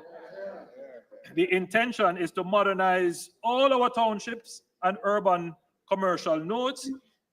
You know, the truth is, Madam Speaker, all our townships are overcrowded and congested, and unfortunately, aesthetically unappealing.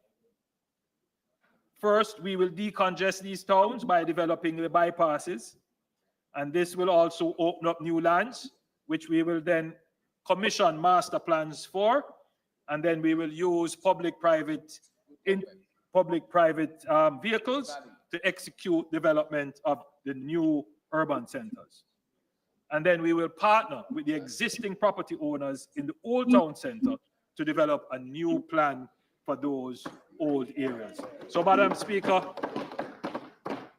having gone through the successful execution of the Morant Bay Urban Center, we're going to take that and go right across Jamaica to all the townships to upgrade and modernize our towns.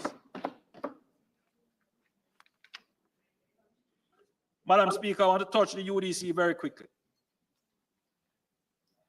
The Portmore Resilience Park is now 50% complete, and it is set to be open this summer.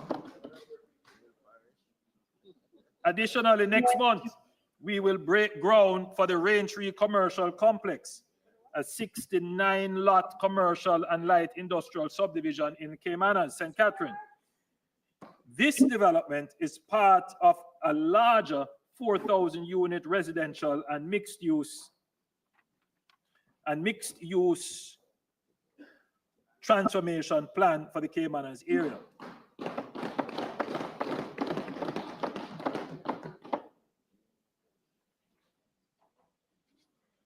In another significant move towards urban renewal, we are expanding the Kingston Harbour Walk with support from the Caribbean Development Bank and the World Bank, ushering a new era of sustainable development in downtown Kingston and Port Royal.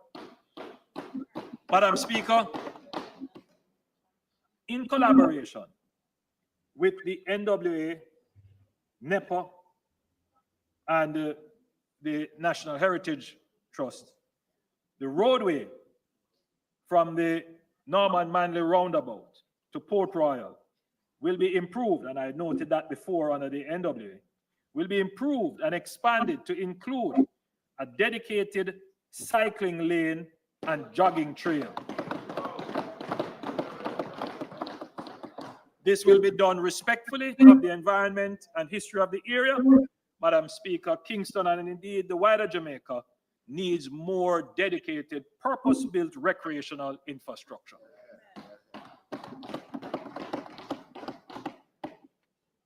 Madam Speaker, to drive urban renewal, we must modernize the Urban Renewal Tax Relief Act, which since 1995 has incentivized investments in regenerating blighted areas. While it has supported 56 projects, mostly in downtown Kingston, with a handful in Spanish Town and Montego Bay, its impact has been limited. Of the 25.8 billion in approved incentives, only 8.5 billion has been utilized. The program is set to expire in June 2026, presenting an opportunity for a more comprehensive framework to be developed. By December 2025, we will introduce new legislation to expand redevelopment zones, streamlining approvals, and enhancing incentives. Madam Speaker, we will adopt a phased approach with certain areas being designated initially. As those are developed, additional areas will be designated. In the first phase, designated areas will include downtown Kingston, central Kingston, Vineyard Town, Swallowfield, Olympic Gardens, Spanish Town Road, Caymanas, Montego Bay, Port Antonio, Lucy, Negril, and Morant Bay. These areas will be formally reclassified as Urban Development Corporation designated areas, allowing the UDC to spearhead development as it successfully did in Negril and Ocho Rios many decades ago. So, Madam Speaker, additionally, the cumbersome approval process, which currently takes up to 3 years, will be replaced by a single approval portal under the UDC, drastically reducing delays and making investments more attractive. To further incentivize development, tax credits will become transferable. This means that the unused tax credit associated with a particular property can be transferred upon sale to the new owner, enabling greater flexibility in structuring transactions so that incentives can be fully utilized. With these reforms, the government is laying the foundation for a new era of urban transformation.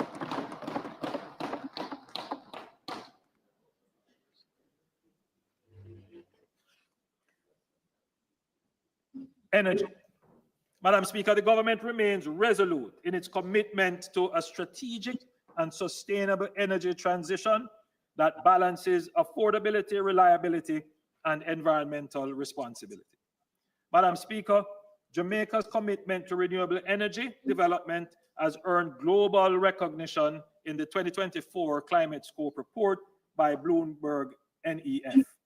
Jamaica climbed 8 places to rank 39th worldwide and 10th in the Latin American and Caribbean region. This improvement is a testament to our robust energy policies, strategic investments, and our unwavering commitment to achieving 50% renewables by 2030. To further accelerate this transition, the government has recently awarded 100 megawatts of new renewable generation capacity, which is expected to come on stream by 2027. An additional 220 megawatts of renewables with storage are scheduled to be procured in 2025 alongside JPS's replacement of 171.5 megawatts of retiring fossil fuels units using only renewables.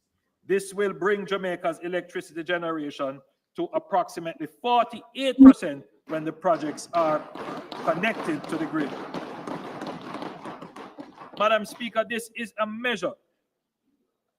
measured and structured approach to the priority that we place on a stable grid, cost effectiveness, and the long-term sustainability of our electricity sector.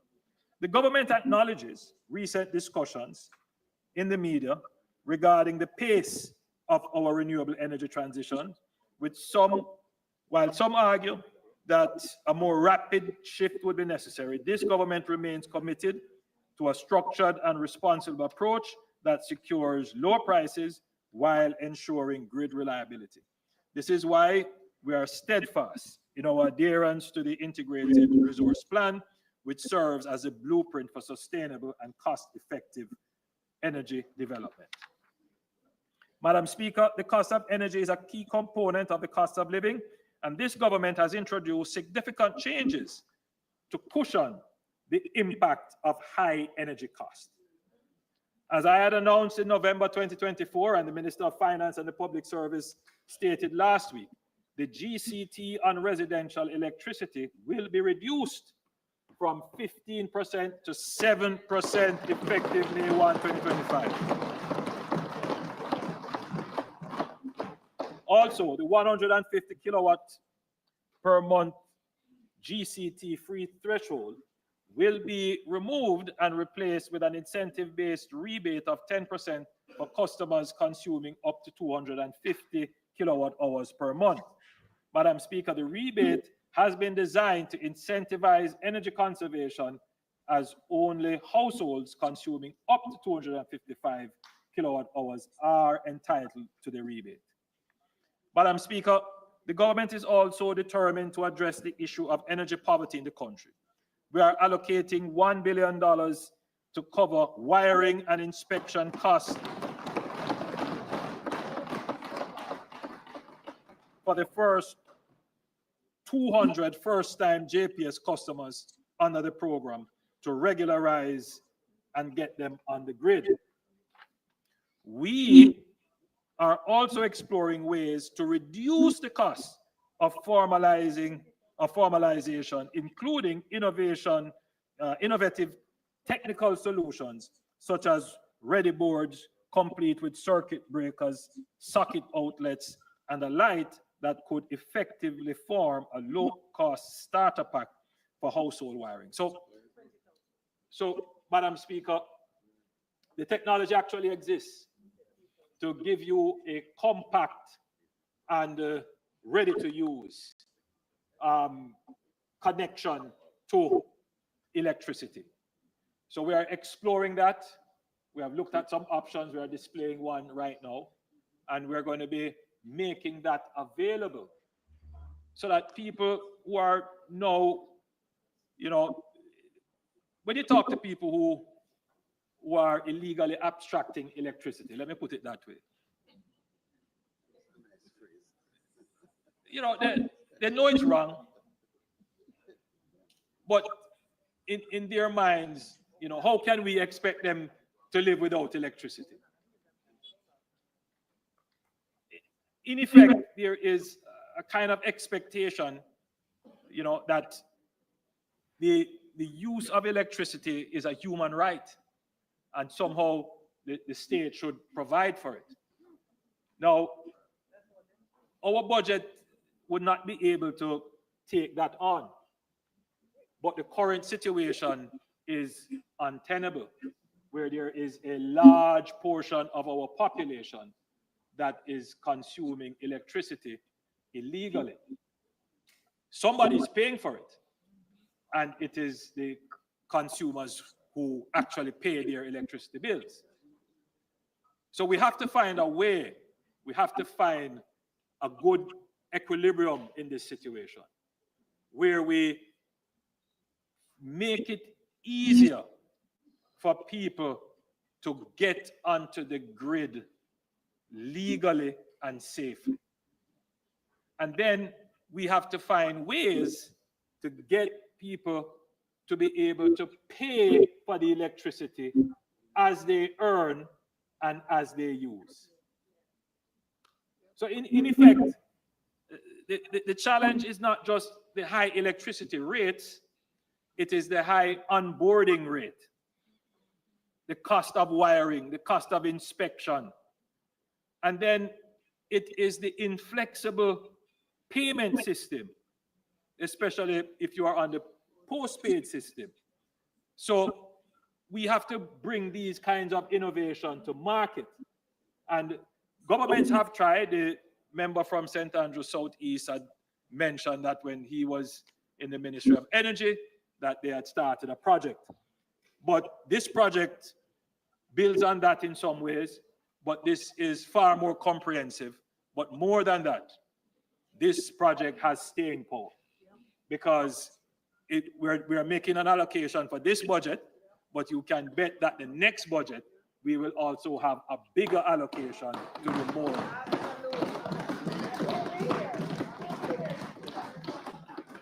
So for the first 20,000 prepaid meter installations under the program, there will be a free monthly top-up of 4,000 per month for 6 months, the cost of which will be shared 50-50 between JPSCO and the government.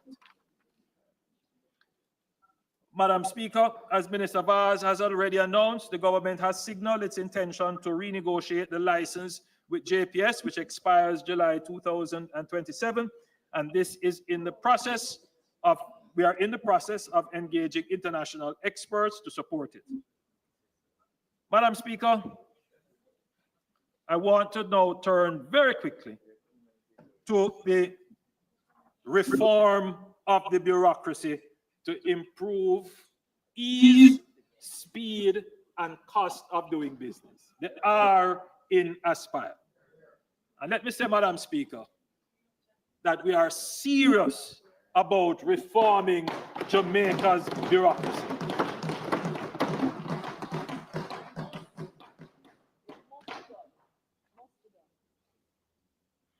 The graph which is about to be shown shows the total factor productivity trend for Jamaica from 1964 to 2019. That's what our productivity, Leader of the Opposition, that's what it looks like. I think it's a national problem. And I mean, you can draw political inferences, but I don't think that is going to be useful in the solution. The real challenge is we're just not as productive as we should be as a nation. And I think I mean, I have to say it, I don't want to say it, it's not the politically correct thing to say, but we can't skip around the problem. Productivity is a real challenge for the country. And you're looking at it from 1964 to 2009, and you can see that there were, moments of spikes when it increased, but by and large, the trend for productivity since our independence is that it is declining. It is declining. So, Madam Speaker, the apparent paradox of lower employment post-2016 it is associated with a flat or marginal declining productivity. So in 2016, what we're seeing with employment is that post-2016, employment is going down. Unemployment is going down. So one would expect that output would be going up. But as was pointed out also by the Leader of the Opposition, the truth is, because we are pulling in marginal labor into the labor force in terms of skills and productivity, what it is doing is actually drawing down overall productivity. And that is why we are investing so heavily through HEART to train those persons who we are bringing in marginally into the workforce to increase their productivity. Just for comparison, the graph that will be shown shortly, for comparison, would be what the productivity of the Dominican Republic, which would be a peer country in the region, looks like. And you can see that their productivity is increasing. The Dominican Republic is probably the fastest growing country outside of Guyana.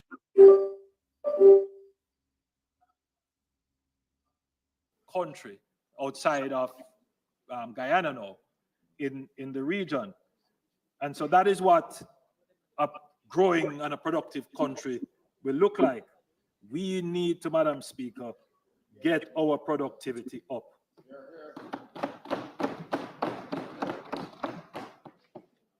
To boost productivity, we must urgently reform Jamaica's public bureaucracy.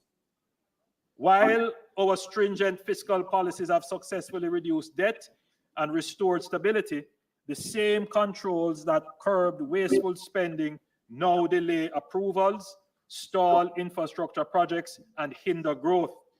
These systems must be redesigned to meet today's development needs. A clear example is the Troy Bridge in Trelawney Southern, which collapsed in August 2021. Despite bipartisan support, it took nearly 3 years to clear bureaucratic hurdles before construction finally began in 2024. The delay was not due to funding or technical constraints, but to the inefficiency of our public investment and procurement processes. Jamaica must now shift from merely controlling spending to enabling strategic growth.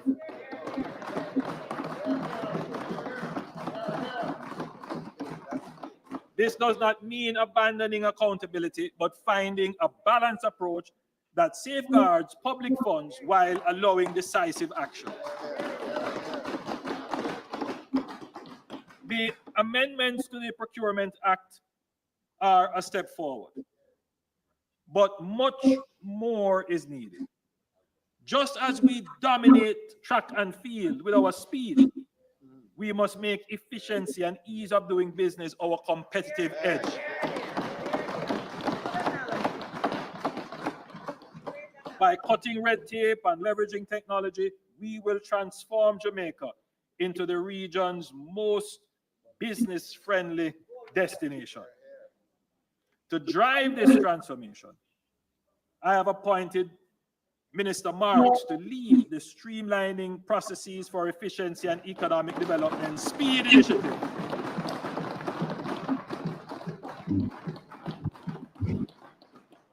Minister Marks will oversee a comprehensive review of governance systems to eliminate inefficiencies, reduce delays, and enhance business operations. Minister Marks' SPEED mandate is to undertake a comprehensive review of Jamaica's governance arrangements, systems, and processes, and to implement targeted reforms across the whole of government that will eliminate inefficiencies, reduce bureaucratic delays, and enhance the ease and speed of doing business. Today, I'm making the first announcement on the SPEED. I have directed Minister Vaz to implement the following changes. 1, the first certificate of fitness for a new motor vehicle will be issued for 5 years.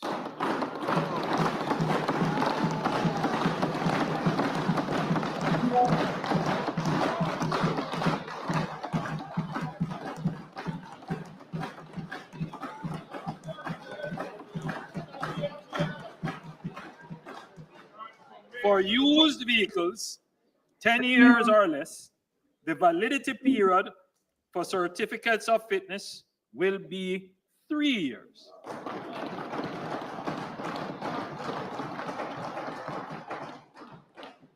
For vehicles older than 10 years, the current yearly renewal schedule will remain. Number 2, vehicle registration. Motorists currently have an option to renew motor vehicle registration for 6 months or for 1 year. We will be introducing a 2-year renewal option.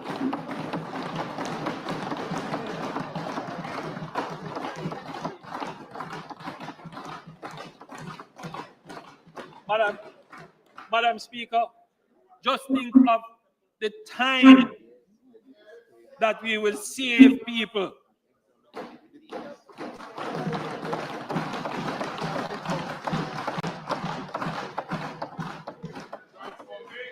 And we don't lose anything by it.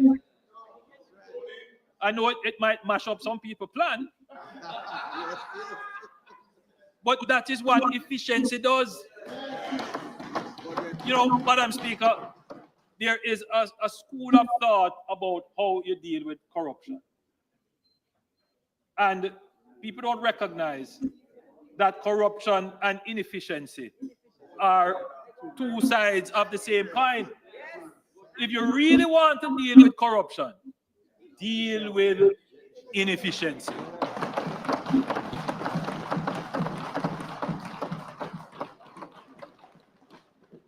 So I'm certain that with just this one move, we will save a lot of man hours and other things as well.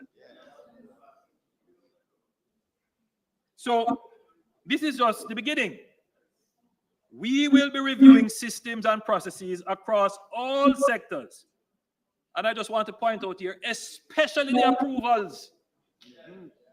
It is a headache and a nightmare. And sometimes I'm of the view that persons are acting deliberately to withhold and frustrate development approvals.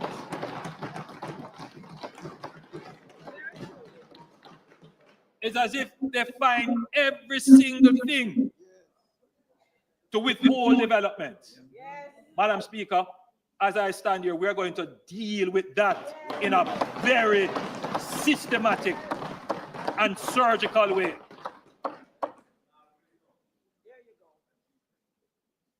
So, as I said, this is just the beginning. We will be reviewing systems and processes across all sectors to identify ways to make life simpler and more convenient and more affordable for citizens, whether it is in reducing waiting times, improving service delivery, or streamlining regulatory and approval processes. We are taking a comprehensive approach to ensure that everyday experiences in Jamaica for our citizens is one of efficiency, fairness, and ease.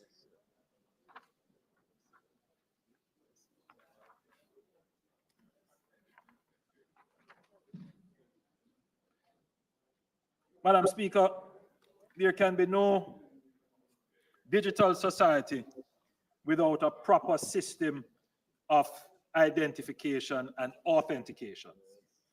A national identification system has been talked about for over 50 years. The government has finally got it done. We commenced issuing Jamaica's first electronic identification cards on November 15, 2024. The next step is to develop and expand digital services that leverage this secure and reliable form of identification. With the new electronic national identification cards, citizens will be able to verify their identity securely online, eliminating the need for cumbersome paperwork and in-person visits. This will pave the way for e-government services, digital payments, and more efficient, transparent, and inclusive public sector. Madam Speaker, we are not only making life easier for our people, but also unlocking new opportunities for innovation, entrepreneurship, and economic growth. Madam Speaker, pensioners currently have to complete a proof of life form every 3 months and get it signed by a JP. I don't know how they do it.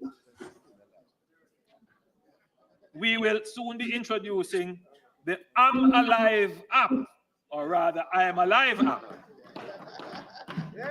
that will enable you to use your national ID, your NIDS, to complete the proof of life form from the comfort of your home in no more than 2 minutes. We have a short video, I don't know if it can be played, to give a preview of how it will work.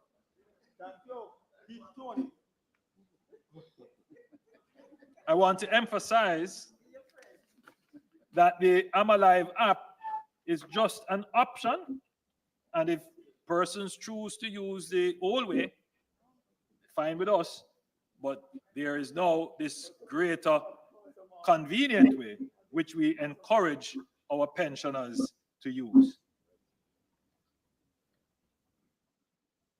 We are currently renovating and upgrading the post offices to modern post offices. So, yeah.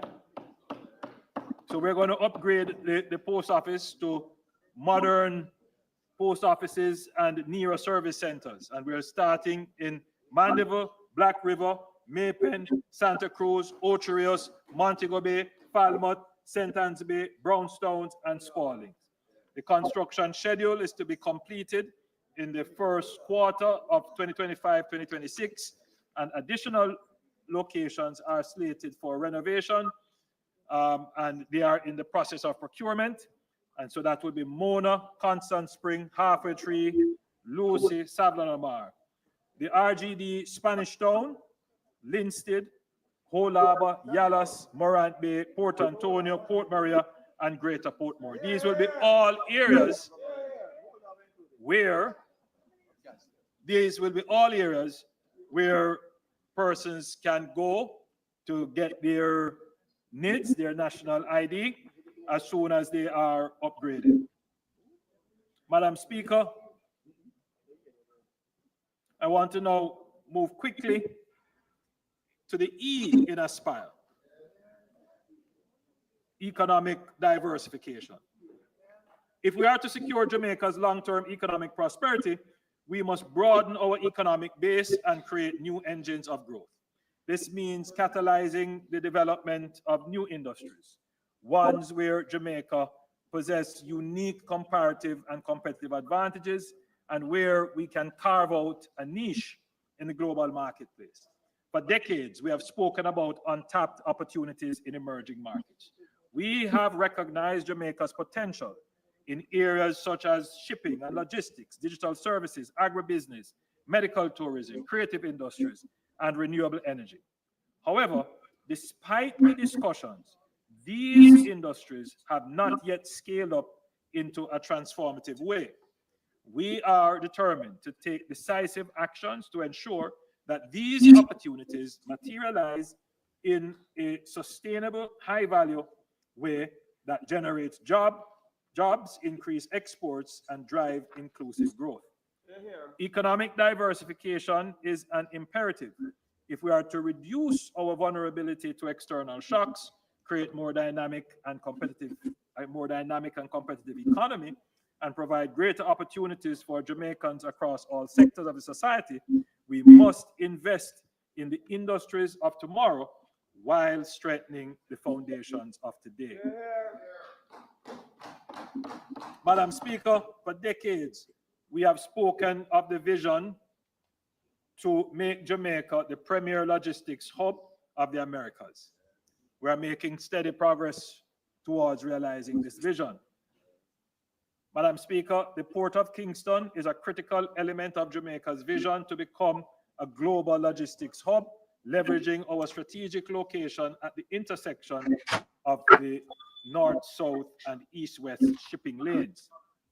Since July 2016, we have entered into a 30-year concession agreement for the expansion and modernization of the Kingston Container Terminal. Over $400 million has been invested in capital improvements, equipment, and advanced geopositioning technology to bring the terminal to world levels. An additional $50 will be invested in 2025 in two more cranes and other equipment. Madam Speaker, cargo volumes at the terminal have surged by 50% since 2017. Employment at the terminal has also risen by 53%. Today,